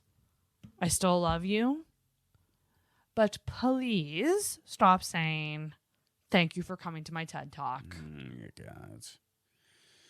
After you say something simple. It's always stupid. It's always fucking after something dumb as shit has been said. I don't like it when I go to McDonald's and the ice cream machine is broken. Oh, and this Thank you for coming to my TED Talk. This hits different. Shut the fuck up with your this hits different. All that means is it makes you sad or it gives you nostalgia. That's what hits different means. Mm-hmm. Shut the fuck up. Stop. That's what I mean. It's all... The world is fucking aesthetics, and I can't stand it anymore because there's no substance. There's no real quality in anything because we're all just doing it for the aesthetic. Like there's no. Instagram's ruined things. Mm-hmm. Instagram has ruined. I can't imagine. And this is like another thing too. It's like couples who post on Instagram with like couple pictures. Does anyone naturally take a picture of someone from behind? No. You posted it for Lauren and you and it's good because you were self-aware about it. You said, I took this white girl Instagram picture for you of her looking out at a sunset or something. And I did that because it would make her happy. But that's funny. cozy And it's picture. great. And it's great. And was a great picture. Mm-hmm. But no one naturally does that.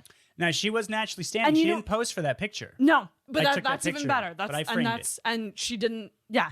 So, but like to think that someone just naturally takes a picture of you as you're looking. No, you have to go, hey, can you grab a picture of me in front of the sky? And I'm gonna act like I'm not even aware. I'm gonna act like I would rather pose for a picture than do that. Exactly. Yeah. Then have the. Now I love a candid. I like that what it candid. calls? I don't have and this is. But I love a natural candid. I don't want to fucking set up candid. And I hate the fact that all these candids are set up. Yeah, And it's they're like, not actually candid. stop. Just be real. Here's a rant. TikTok. Okay. Yeah. Waifu chicks. You know what those are? No. The girls that are doing cosplay and shit like that. Oh, okay. I'm not on that They're side of always TikTok. doing. Oh God, it plagues me. They do either lip sync or lip sync. What's worse is fucking lip syncing movie quotes or TV show quotes. I've done a But couple of them. all these girls, they talk with their mouth to the side of their face, and they move like this. And people, look at this. Look at TikTok. No idea what that No, is. you might not have Holy noticed it. shit. Watch most mainstream, like well-known TikTokers. You will see that they lean in a lot like this, and they open their eyes, and they're very expressive with this fucking movement, and it is engaging, but it fucking gives me What the cancer. fuck is this? Christ. I need to pull it up because I'm very confused. Uh, Let me see. See if I can find one. TikTok. What's the? Well, I don't know any of the names. I just see it on the Instagram. I don't have TikTok. I just see the TikTok things from Instagram. Fuck. And it's so painful. It hurts me. What did you call them just now? I call them waifus. It's like a Japanese anime, like wife of some sort. Yeah. Okay. Yeah. Are they saying a word? Are they speaking? No. Get one where they're fucking doing well, okay, Charlie DeMille will do it when she does a dance, and she'll like her face will come up, and she'll be like do like a little smile and a wink, and it's so cringy and contrived, and I don't fault the people because I mean it's getting them the views and the likes and all that shit, and I guess they're getting paid. I'll do TikToks every now. See, the thing about TikTok is like, okay, I love. I do love her because she's funny. Yolene. Isn't it always the same thing? Right. Can everyone else see this? I'm gonna try to make it. I am gonna try to put this in a display capture because I actually like how she does things. It's the problem. I think it's just the problem is that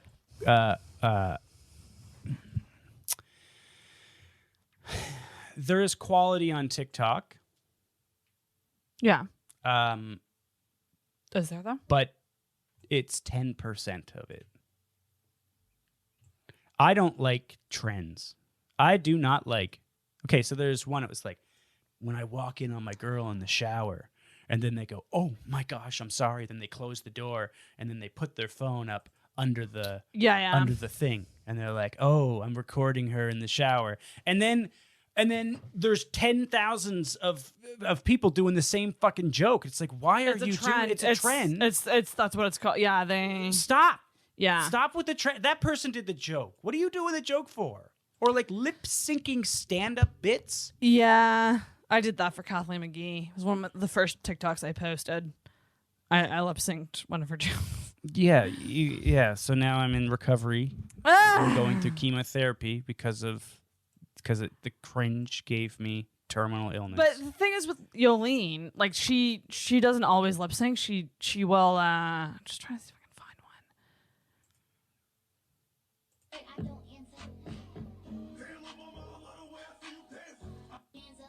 one. Ah, fuck me.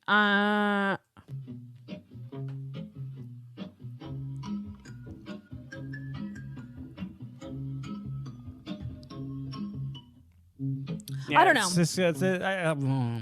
Yeah, I need to come prepped to defend TikTok. Yeah. I need to find ones that are specifically good, but there's good TikToks out there. I actually most of my TikTok is animal rescue and like. And I've never seen an animal rescue people who foster feral cats and like are trying to like tame them to be adopted. I watch a lot of those. Yeah. They make me fucking bawl.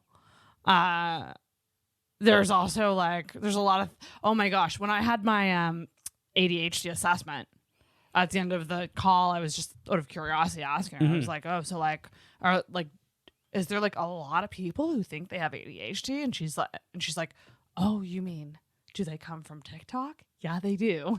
And I was like, oh my God, that's so funny because TikTok is now like there's a lot of mental health stuff on TikTok. Like, here are the signs of ADHD and the symptoms and like here's how prevalent it is in people and people don't know. And it's actually leading so many people to like try to get diagnosed. So she's gotten actually an influx of people from How much TikTok. of it is ADHD and how much of it is the way TikTok breeds ADHD? Yeah. TikTok is ADHD the app. Yeah, as absolutely. is Facebook, as is Instagram. So these TikToks that are targeted to ADHD people really it hits differently, Scott. Shut up. So you got your ADHD assessment. Yeah. And turns out you have ADHD. And generalized anxiety disorder. So what's the next step? You're getting medicated? Yeah, that's the plan. When does that start? I gotta get an appointment with the doctor. Make sure it's like all good for me to go on it. And then I mean, she recommended a fuck ton of stuff. I got the report back and I was like, whoa.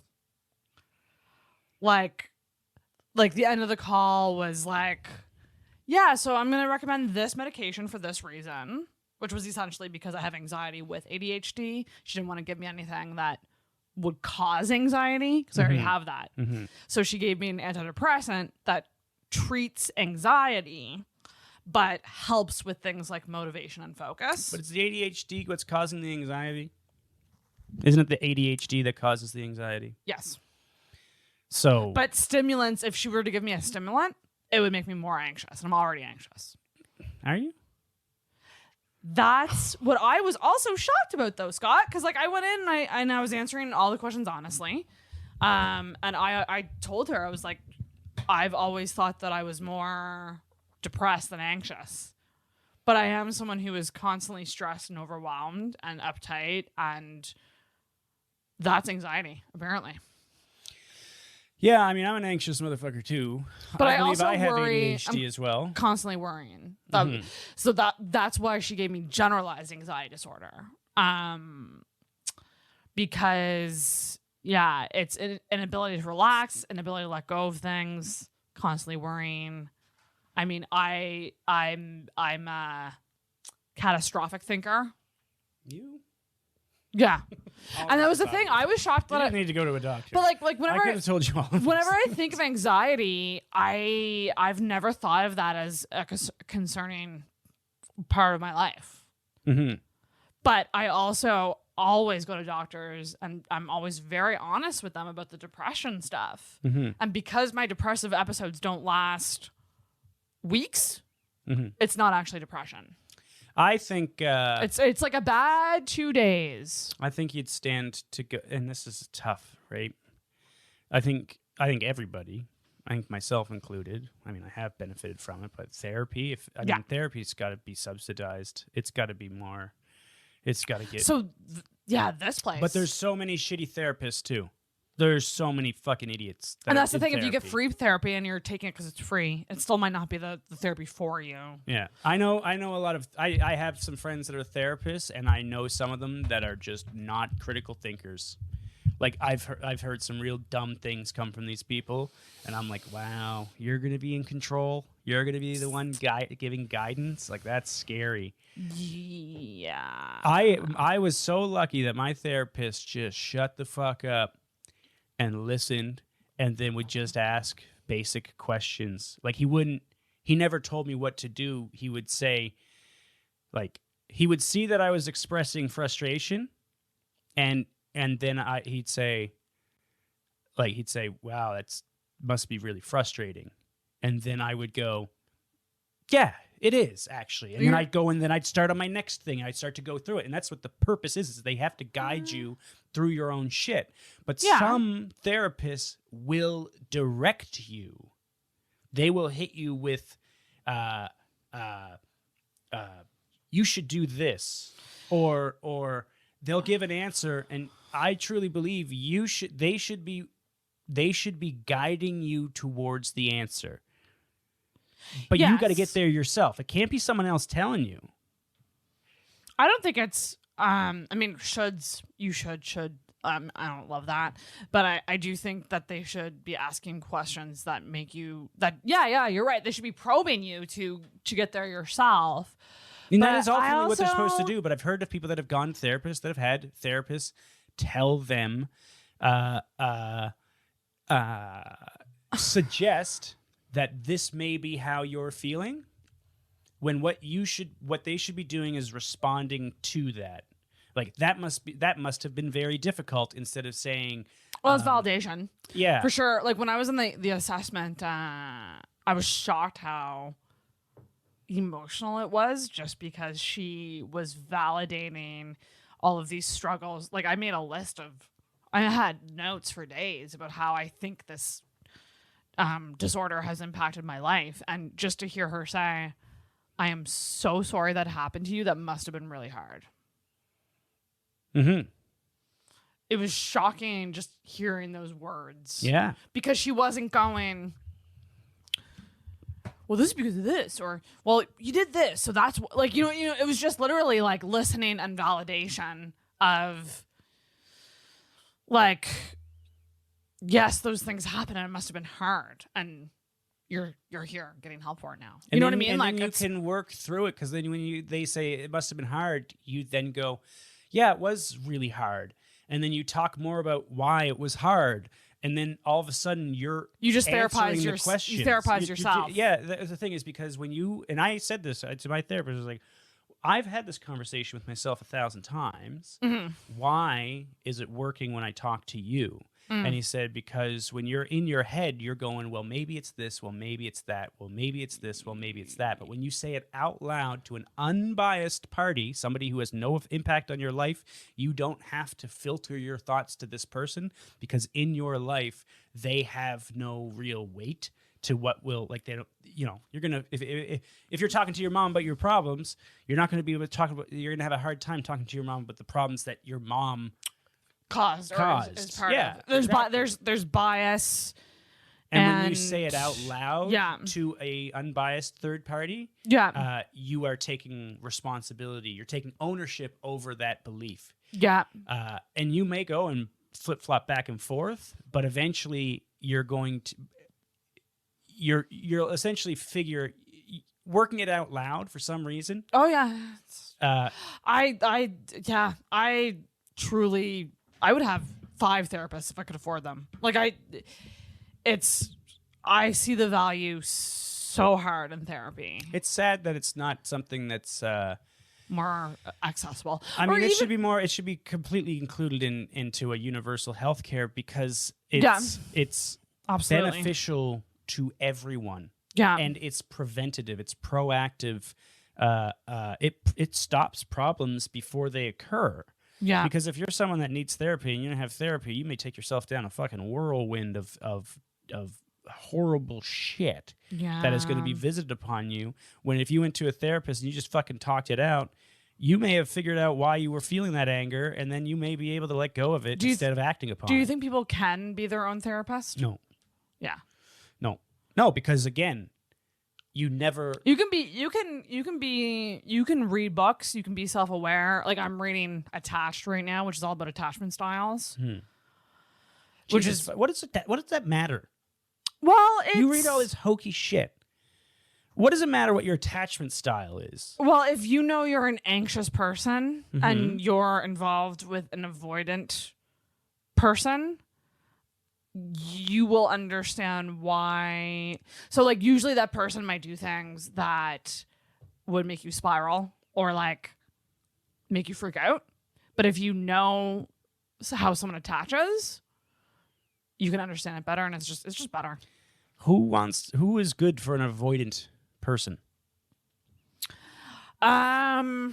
That avoidant person. I mean, securely attached people are good for everybody, but I guess with avoidant, what does securely attached mean? Like, you're just good. You're good all the time. You understand things. Nothing's like you don't take things personal. So I don't know how you write. You don't a book freak about out when this. someone leaves you. You're secure in yourself. So like if someone were to leave you alone, you wouldn't like anxious people. When when we feel like someone's leaving us, we freak out more. We're like, no, come back. No, come back. That's anxious. Avoidant is, I need to walk away. I need to avoid you. Like, because how avoidant people deal with things is through space and like privacy and on their own. They're not constantly. Where's the practicality of this? It's just understanding relationships, right? It's just understanding, like, okay, I'll It's use a great way this. To overthink shit. Here's this example. This is And the now you're example going I to be use. going out there and you're going to be going, is this guy avoidant? No, You're be seeing fucking signs where. but it's okay aren't that they're there. avoidant. If you understand what avoidant is, it shouldn't be stigmatized that someone's avoidant. I'll use this example: texting with a guy. So, like, if you have a friend who's texting with a guy and the guy isn't writing them back, and that person just keeps freaking out over not having this person write back to them, that's an avoidant person. It's nothing against you. It's just how they are. Yeah, but why are you spending time trying to get in contact with this person that's texting you back? Fuck that person. They're not interested. Isn't that self-evident? Yeah. I don't need a fucking book to tell me the person that's not responding to me doesn't give a shit. I think it's probably hold on. Who is fights. It comes in handy with fights. So like when you fight with Lauren, what normally happens? Does someone need space? Does someone what's the dynamic? That's usually how I think attachment styles come out in arguments. Well, I don't really know. So if you're in a fight, you run away from it? No. I mean, we don't fight that much, but when we do, I look, fights happen because But of say a communication. past relationship. Have you ever had a situation where you both dealt with the fight differently? Or the disagreement in a different way? Well, yeah, like anxious attachment would be, I want to solve this right now. Don't leave me. Like, okay. Avoidant would be the type of person who, like what I did in our fight, where I went, we're not doing this right now. That's like dismissive avoidant. That's like, not right now. But if you understand, you were objectively wrong because that is shutting down the line of communication, and the only way to get past anything is to go through the communication. Yeah, that's why avoidant people can be not great. But I don't need to know that person's an avoidant personality style, because I'm going to figure that out once I find the person. Yeah. Like, it might just be that my issue is that you may consider somebody avoidant when actually so many people in my life are avoidant. But it might It's just fine. be that one uncomfortable thing. But that's the thing. like not be that they're an avoidant understanding person. how people are and why they're doing the things that they're doing makes it you're less likely to be a victim. The more you understand these things. Well, it's just, I mean, That's really what it is. there's You're empathy. not going. There's empathy. Yes, and I think understanding attachment styles can help with that. Is it necessary? No, but like most self-help books aren't. But like it's just an interesting. My self-help books that are good are practical. So, like, what can you actually implement? Like what is the proper way to think of things? Mm-hmm. Which is essentially 4 Agreements is one that I love, which is like 4 simple kind of statements that make life. It's don't take things personally. Don't make assumptions, even though it's a segment on this podcast. Don't think so. Be impeccable with your word. okay. You don't like that one?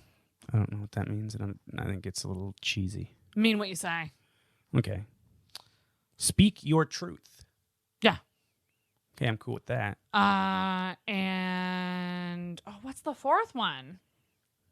Don't take things personally. Don't make assumptions. Be impeccable with your word. And always try your best. I think that those are 4 great. I don't want to say rules. That's a weird way to say it.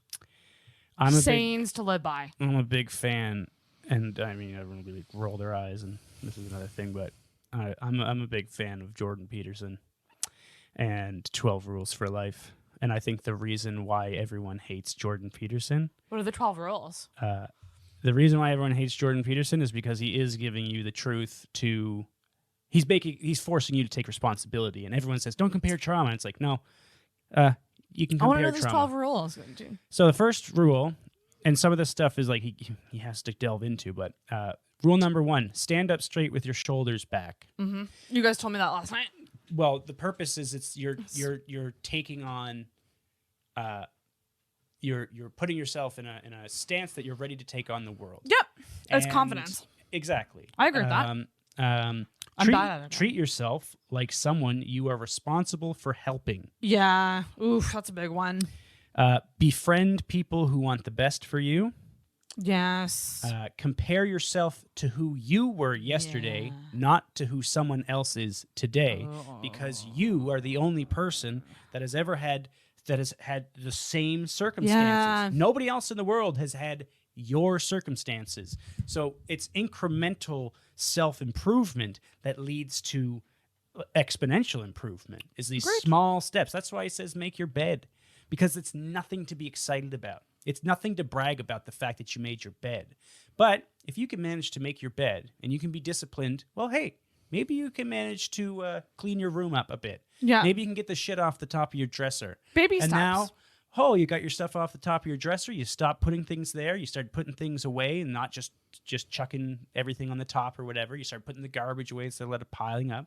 Now you got your room clean. You're being a percentage better than the day before. And that's all Yeah. it is. And, Yeah. and then once you start that way, like eventually you get to a point where you are making huge differences. And that's why I'm a big believer in working out, is because you put the challenge in front of you and you have to discipline yourself through it. So so set your house in perfect order before you criticize the world.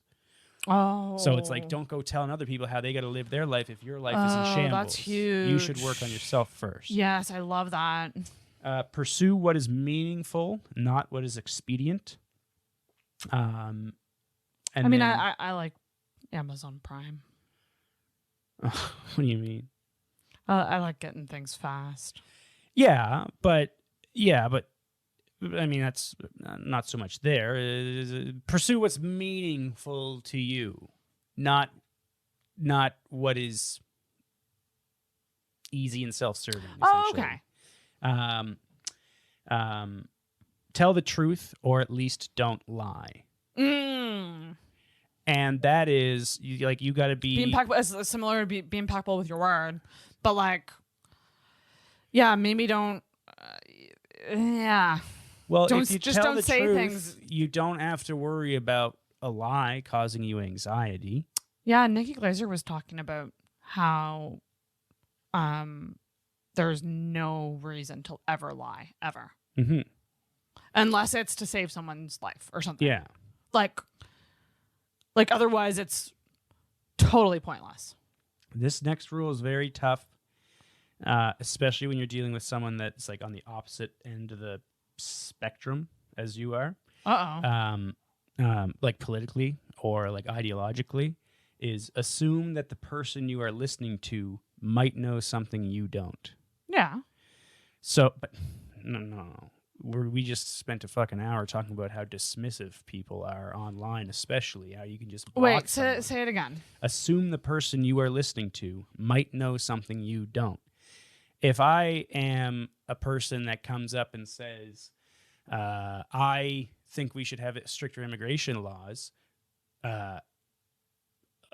there's a lot of people that are out there who would say, who would just you're a bigot. And rather you're a than saying, tell xenophobe." me more. Yeah. Oh, yeah. And it's the power of conversation. Yeah, it's just assume that person might actually know something that you don't know, that you might actually be able to get value from them. And it's tough to do that, especially when you've... Well, if you're a curious person, you should be wondering anyway. That one I find is the rule that a lot of people, especially in online discourse, do not fucking follow whatsoever. That's a hard one. Be precise in your speech. That's very difficult. Yeah, I think podcasting has helped me with that because it involves active listening. Mm-hmm.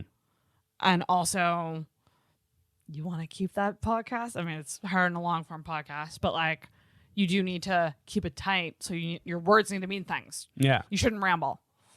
Yeah, I mean, it's But basically also- it's trying to keep yourself from being misinterpreted too. But It's also like stand-up helps with that too because everything, trimming the fat. every joke we say has to have word economy and Mm-hmm. we shouldn't be misleading people with words. Yeah, and being precise. Yeah, I mean, it's essentially the best way to articulate yourself is to do it precisely. Yeah. Don't bother children when they're skateboarding. Now, Yeah. that is something I can't remember exactly. I haven't read the book. I've heard him talk about it a lot. I have the book in my house, just haven't finished it. Don't bother children while they are skateboarding is something about like allowing kids to Have fun. fuck up and Let them.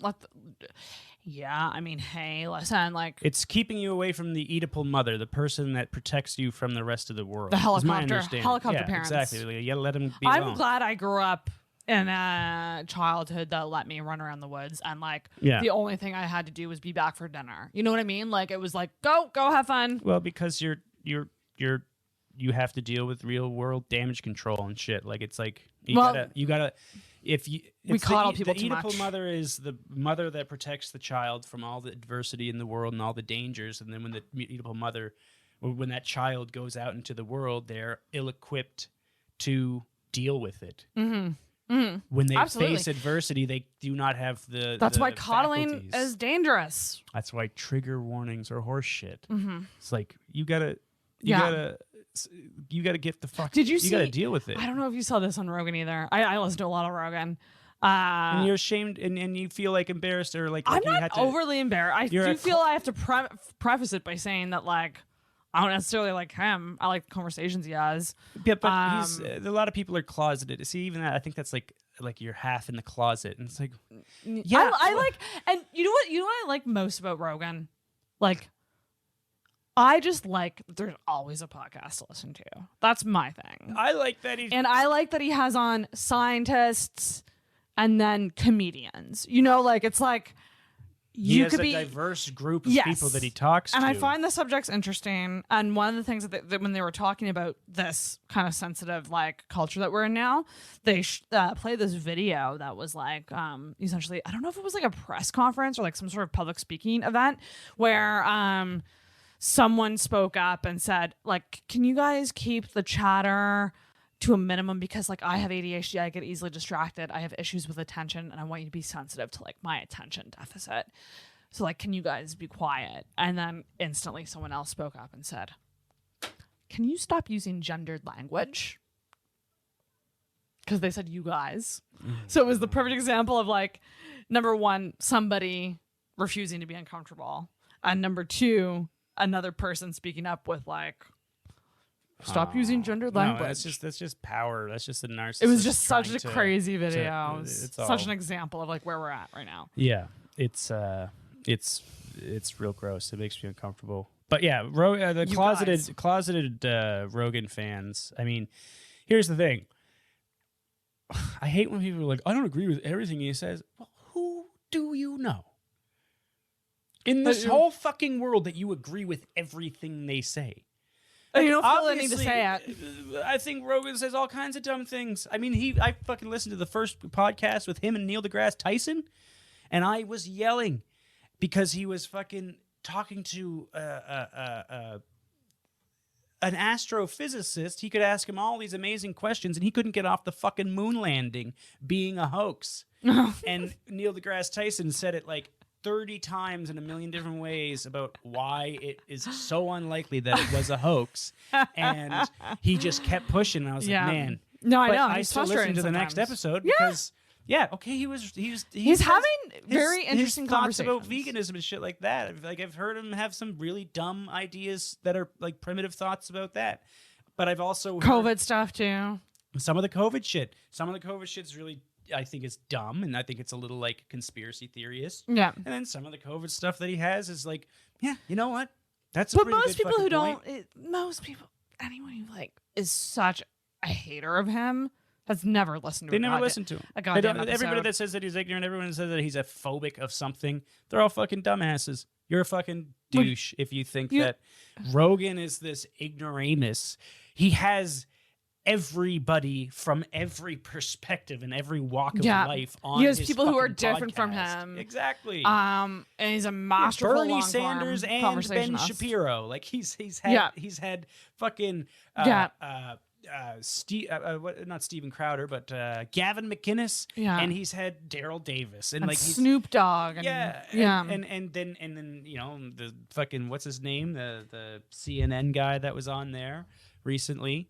And then he's had he just has people from all political perspectives and all ideological perspectives onto his show, and he has real conversations with them. Yeah, I can't, like, as someone who's in podcasting and wants to do it for a career, there's no way I can't respect the guy for like what he does and just the conversations he has. And Look, I like it. I'm sorry. I'm the sorry, people guys. that write Rogan off as a ignoramus or whatever, it's like you're a fucking dumbass. Yeah. You're an ignoramus. You're a dismissive person.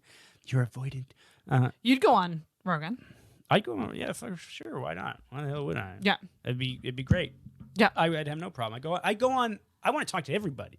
Yeah. I really do want to. That's him, like, though, too. I He wants to talk to everybody. want to have a fucking civil conversation with all perspectives, because at least if we don't agree, we can at least show that we can respectfully disagree.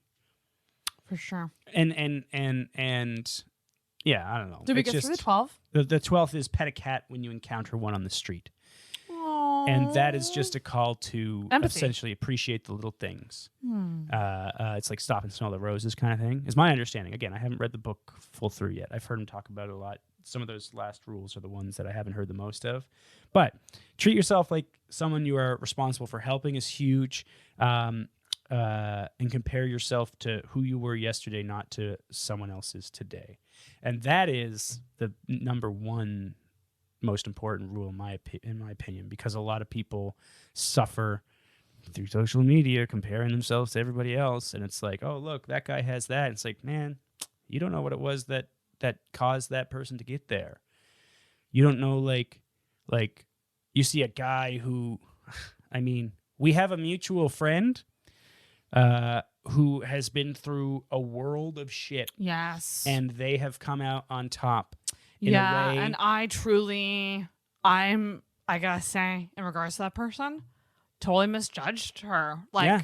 I didn't know her story. Thought they came from a very weird, like nice, happy-go-lucky fucking like that. I don't even know what I thought, A person but I that had no exudes idea. that much positivity, you would not expect to come from such a difficult upbringing. It's just an iceberg. Yeah. And I admire that person so much Yeah. because they have been faced with, they are a true victim. Yes. And they refuse to be one. And isn't that nice to see? It's beautiful. It's the best thing. It's and the resilience of how humans can be resilient. Mm-hmm. That's why I say compare trauma. Yeah. Compare it. Yeah, absolutely. Because when people say don't compare trauma, what they're saying is do not have appreciation or gratitude. That's what you're saying. Pretty much. You should look and go, hey, man, at least I'm not living on the street. And if you're living on the street, you should say, hey, at least I'm not locked up in a fucking rape dungeon with some lunatic. Hey, at least my whole family wasn't murdered in a fucking Ugandan village. Like, maybe you should compare trauma, because maybe if you compare trauma, you'll learn, hey, it could be a lot fucking worse. Yeah. So let's be happy for what we do have and move on from there. And that's why I think gratitude, I know, say what you will about journaling, but like, having gratitude every day, even if you're in the shittiest fucking state, finding something you're thankful for at the end of every day is so important. Yeah. And it's helped me a lot. I mean, I still struggle with it. I really, really do. I do have a tendency to get stuck in my life. But, like, yeah, just thinking about people who don't have limbs, thinking about people who, like, I don't know. Man, when I just had my fucking terminal cancer. No, look, my leg. When I did that knee surgery and just being stuck in the fucking house and having to rely on other people to do everything for me and just getting around was so difficult. Just taking the most easy tasks were fucking mountains that you had to climb, and boy, oh boy, you fucking appreciate being able to walk when you can't walk. Like, when you go, goddamn, thank God I'm fortunate. And I think gratitude is something that there's like a war against gratitude. There is people, man, look, everybody's so fucking concerned with how they're a victim, when what they should be concerned with is how fucking lucky you are that things aren't worse than they are, because they could be worse. Hell is a bottomless pit. It can always get worse than where it is. But also, it's like, what? Who's the driver of your life? You. Mm-hmm. Yeah, you got to take responsibility. You got to fucking do it. You can either sit in the victim mentality, which is very cozy for a lot of people. Well, because then you don't, like, it's cozy. Nihilism. Hey, it's futile, so I guess I don't have to beat myself up for not trying. I can just sit here and be miserable and resent the world that's totally unfair, instead of going, I'm going to fucking fight against this. I don't see anything admirable about identifying as a victim. If you're a victim, then you're a victim. Do something about it. Yeah. That's unfortunate. What about the term survivor?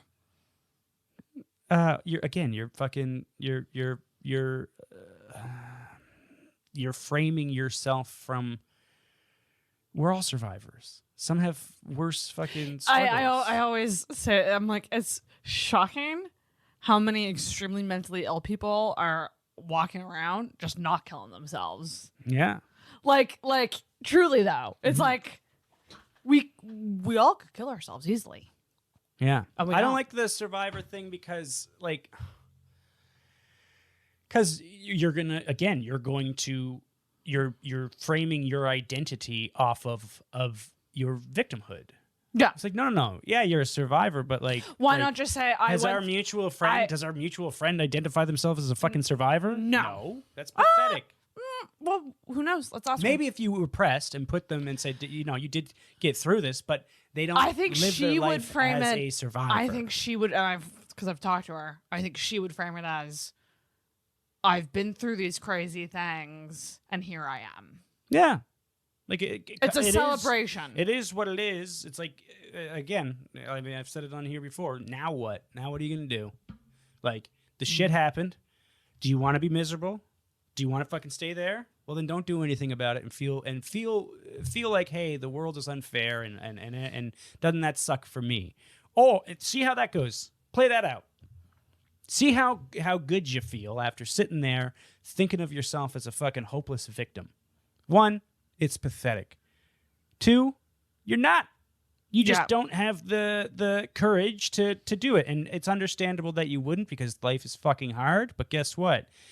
You got to try. You got to try to be happy in some fucking capacity. That's where I'm at currently. Discipline is the key, by the way. Well, and it's also just like choosing to. I gotta be happy before I die. Also, I say discipline is the way, and I'm definitely going to Wendy's before I go home. I'm so hungry. I'm We've been starving. here for 5 hours. Yeah, we actually have, haven't we? Well, So 4. we missed one segment, which is unpopular opinion. Do you have an unpopular opinion that is a silly unpopular opinion, not one that involves more conversation? Don't hate me for this, but it's time for an unpopular opinion. We've already talked so much, including the 1 hour podcast that won't get posted. Unpopular opinion. Anything that Squid Game's overrated. Oh, you mentioned that. Oh, here's one for your Squid. fucking dumb fans. Taylor Swift, that song fuck's all the sake. way Here we sucks. go. Here we They're go. always there. What's Here the we fucking go. shit song? You think it's shit? It's not good. From a music perspective, you can't appreciate it a little bit? No, it's contrived. And Have it's, you really listened with putting your bias aside? Have you really listened? Listen, the song's fine. Oh, there we go. I guess. Like, it's a song. I don't hate the song. It's not a terrible song. The fuck the patriarchy car keys part's real fucking stupid. But The keychain said fuck the patriarchy. I know. And that's dumb. She put it in quotes. She's not saying that. Well, she is implying that she has a keychain that says fuck the patriarchy. It was his keychain because Jake Gyllenhaal presented himself as a fucking male feminist. Exactly. And hoo-hoo. Hey, he wasn't such a nice guy after all. Yeah, no, I know that. If you're a male But feminist, that's why that line was so powerful. If you identify as a male feminist, you're probably a sexual predator in some capacity. Yeah. I believe that 99% of the time. If you identify, I'm a male, again, I'm a feminist insofar as equal opportunity, but I'm also a realist, and I know that I'm not going to say women can do anything men can do. It's like, well, they can't. I can't open jars. Yeah, exactly, and you can't. The strongest. I could really use a man when I need to open a jar of jam. The strongest woman can't lift as much as the strongest man, No. and that'll never happen. Maybe in millions of years of evolution. Go back to Taylor Swift. Taylor Swift sucks. No. Look, just do fucking. Why do you shake care? It off. Why do you shake care? It off. Why do you care No. if? Why do you care if young girls and even girls my age, women my age, are passionate about a heartbreak song that describes the pain they went through when they experienced that heartbreak? It is a song that is universally You posted that relatable. video of that chick that was like, and then he said, "It shouldn't be this fun, Turning 21." And the girl's like, "Oh my god, oh my god, that was so what a line." It's a shit lyric, and it wasn't good. It's not deep. The fucking It's a song is great- a song. It's a great lyric. You want to listen to good a great lyrics? lyric. Listen to fucking Tom Waits. You want to have something to make you I'm not cry saying- and feel something? Scott. Listen to Pink Floyd. Listen to something that's real, not something that's trying to exploit fucking teenage That is chicks that real. are crying on it's their pillow. It's the feeling of a guy not showing up for your birthday party. Oh fuck! It no, is okay, look, real. no, listen to me. Shut No, up. it is real. It is real, but it's being She wrote told it it's 10 a years 5-star ago. and it's a 2-star. It was written 13 years ago. I know, but the song is These were her unreleased lyrics. It's a 2-star song, Oh God. and that got 5-star This reception is- from her fans. This is wildly unpopular. Yeah. This might be the most No, look. unpopular opinion yet. Hey, you know what's a 5-star song? Shake It Off. Love it. I'm down. Just I'll shake it off. I love it. Have some fun, Taylor. And I'm fine You're with the not- fucking all there. What's the name of that stupid song that we're talking about? All Too Well. All Too Well. I'm fine with All Too Well. I'm cool with it. You know, the little argument that they had in the fucking music video and all that stuff. You watched the film too? I watched the film. I gave it the due diligence. And it was but okay, I'll take that. Because people said it was she's so amazing. But that made it that's that the fanatics around it. Oh, that's my thing. And this is what I try to do. So if I try to be objective. I try not to let idiots Did you see my reaction video to it? I don't know. You probably cried. No. My reaction was very just like I didn't know it wasn't an overreaction.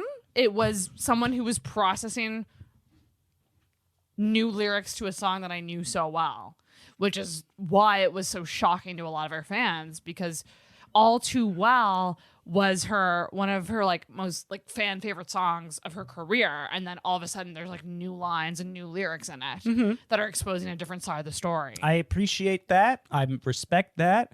What I do not respect is that it is mostly of it, what it was is that the large part reaction to that song by the T Swift, the Beehive, what do you call them? Swifties was overreaction. Oh my. Yeah. Oh, have you guys ever heard? This is the greatest lyrics I've ever heard. No, not even close. I think it's very impactful. It was an emotion. No, it's fine, but it's not that good. Music is subjective. My buddy told me to go to Julep in downtown Halifax and get their lamb shank. And you know what he said? He said, their fucking lamb is one of the best. It's the best lamb I've ever had. He's like, it's one of the best meals I've ever had. And I went there and I got the lamb shank. But guess what? He was fucking right. It was incredible. But some people do that with shitty lamb. Yeah. And then you I would never tell you All Too Well is about, like, I know that that's not your music taste. So I would never tell you All Too Well is the best song ever written. But you know what I mean? Like, you're not who that song is for. I know. But it's exactly what, it's the same thing as let that sink in.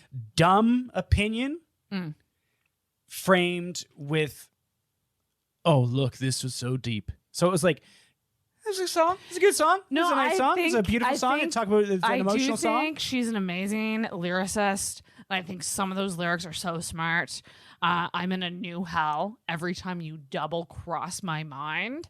It is a very simple lyric, but double cross my mind. I just love that. I love that. I don't care. See, that's like that's one of the cheesiest. What does that mean? What does that mean? Double cross my mind. He was a manipulator. He betrayed her. Double cross. To me, it was a little aesthetic. It was a double cross my mind. No, she said that sounds cool.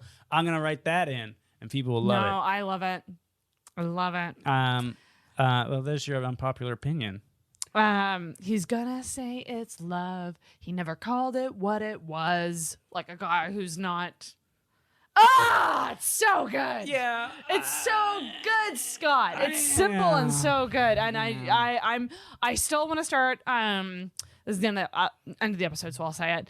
My goal is to eventually start a Taylor Swift podcast where I take on people who don't like her and really try to convince them to like her even at the end of the podcast. But it's not that I don't like her. Whether that's through just understanding it more from like all sides, not even just like music and but like who she is as a person. It's just it's overrated is all. I don't think it's overrated for the people who are impacted by it. Do you think the Swifties would ever be like that song? I don't like it. There are some Swifties who are like, it's not their number one. I think it's wildly universal that All Too Well is the majority of Swifties' number one song by her. But there are Swifties out there who post Taylor Swift release an album that her Swifties didn't like. No. So they're ideologues. I think they're ideologically possessed. She's just that good. It's part of a religion. I think she's just that good. No. There's definitely Taylor Swift songs that I don't like. Look, I love some bands, but they have some really awesome bands. Have some like Metallica's fucking awesome. Not Master Puppets. Saint Anger? Shitty album. Yeah. But I don't know if a Swift's album would come out that they would say, yeah, that was. I agree that Living and Dying by, and I talked about this with Travis too, and he agreed. Like Living and Dying by a celebrity is silly. But yeah, I like when music brings people joy and makes them feel better. And I do too. I just think that girl going, oh my God. It's like, dial it back. But the thing is, she's doing that. I don't even think she does it. She's doing that because she got stood up at one of her birthdays once and she feels it. No, she relates to the lyric and she feels it. She had a camera on her, and she wanted to show. You're not wrong about that. Oh, look filming reactions is tough. Wow. Filming reactions is tough. I think mine and Jade's reactions were really like realistic and not over the top, and they were very just exactly what it is, which is an initial reaction. Mm-hmm. I will agree with you on that. Some of these reactions are over the top for the purpose of being over the top for views. So I don't even know. 4 views. So maybe it's not even that unpopular opinion. I just think it was overrated Okay. by her fans. Song's fine. We're gonna agree to Well, We just kind of agree. It was a good unpopular opinion because it's wildly unpopular, and you're gonna have Swifties after you now. There you go. Hey, sit on them, Swifties. We're gonna wrap this weird night. I'm glad that this turned out this way because I was thinking you were going to kick me out before this fucking podcast started, and I think you were thinking of it at one point too. We almost didn't do the podcast. I didn't think you'd want to after the energy was shifted in a certain direction. It's shifted, but we worked through it, man, and that's what I'm all about. Like that's what I think is great that we went through the storm. Last question. Okay. If you were to come back on with another comedian in the scene, who would it be? Who would I want to come on with? Another comedian in the scene. I don't fucking know. Like, probably like Travis. Okay. Maybe. I don't know what other comedians are there that I would want to come on with. Only you can answer that. Clifton. Yeah. Yeah, I'd like to go on with Clifton. Clifton's my boy. I love Clifton. Who else? Well, no one's watching this. Let's just say no. I'm mostly curious. Okay, cool. I'm trying to think of who's in the scene. I guess is my problem here. We need a list.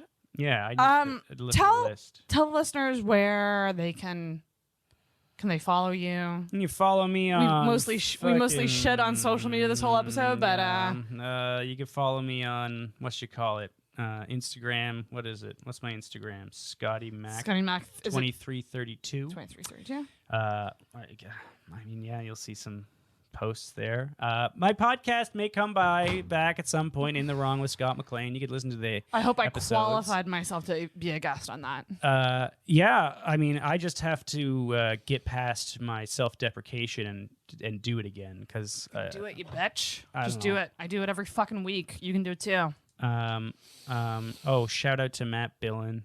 Rest in peace. That's very unfortunate that he died. He was incredibly funny. I feel like that's important to say because, yeah, that sucks. That's a big hit for Canadian comedy. I did not know it, but it seems like he was a great guy. He was, yeah, and he was a really good dude. I would say Travis would probably be the person that I would do best with. That would be an interesting podcast. Then you'd actually get to have a podcast with me that was funny because Travis and I would go back and forth and do some bullshit. I can be funny too, but I don't know. I like almost serious shit I don't know as if well. it always has to be funny. Like, does it always have to be funny? No. I find like we have interesting conversations. I feel like. And I feel like majority. I don't always want to have the pressure of being funny. Yeah, that's part of. I want it to be real. In the wrong. I didn't want to be so like I don't know if I want to come back and rebrand as just the Scott MacLean podcast. Just keep it. But in keep the it. wrong makes me think like I have to people talk about liked the it. stuff that's in the wrong. People but that's what you like talking about. Not always. Okay, well, you can do whatever the fuck you want. It's your. If you just are honest about what your podcast is, you can do whatever the fuck you want. Yeah, I suppose. I mean, it's People always listening gonna be will an interesting understand. Conversation. And yeah, I don't know. I've scrolled through your videos, and usually the ones with Scott MacLean have stop. the highest viewership. So next to like, So what Scott is saying is, he's telling me you're welcome, Sarah. For yeah, doing you're fucking right. You're gonna get some more likes to subscribe. Oh God! Well, I'm glad it happened, and I'm glad you did this. I gotta And- go play college. Hang on, you gotta. What are you doing? Jesus. Okay. Okay. Bye. No, what? Thank you for listening to the Intoxicated Podcast. If you enjoyed this week's episode, make sure you subscribe on whatever podcast app you use and leave a rating or review on Apple Podcasts. You can also give us a follow on Facebook and Instagram at Intoxicated Podcast, and check out our video episodes on the Intoxicated YouTube channel. Until next week, feel hard and talk hard. Intoxicated Podcast is hosted and produced by Sarah McClellan, co-produced by Sarah Nicole, edited by Brendan Milchen, and brought to you by the messiness of life.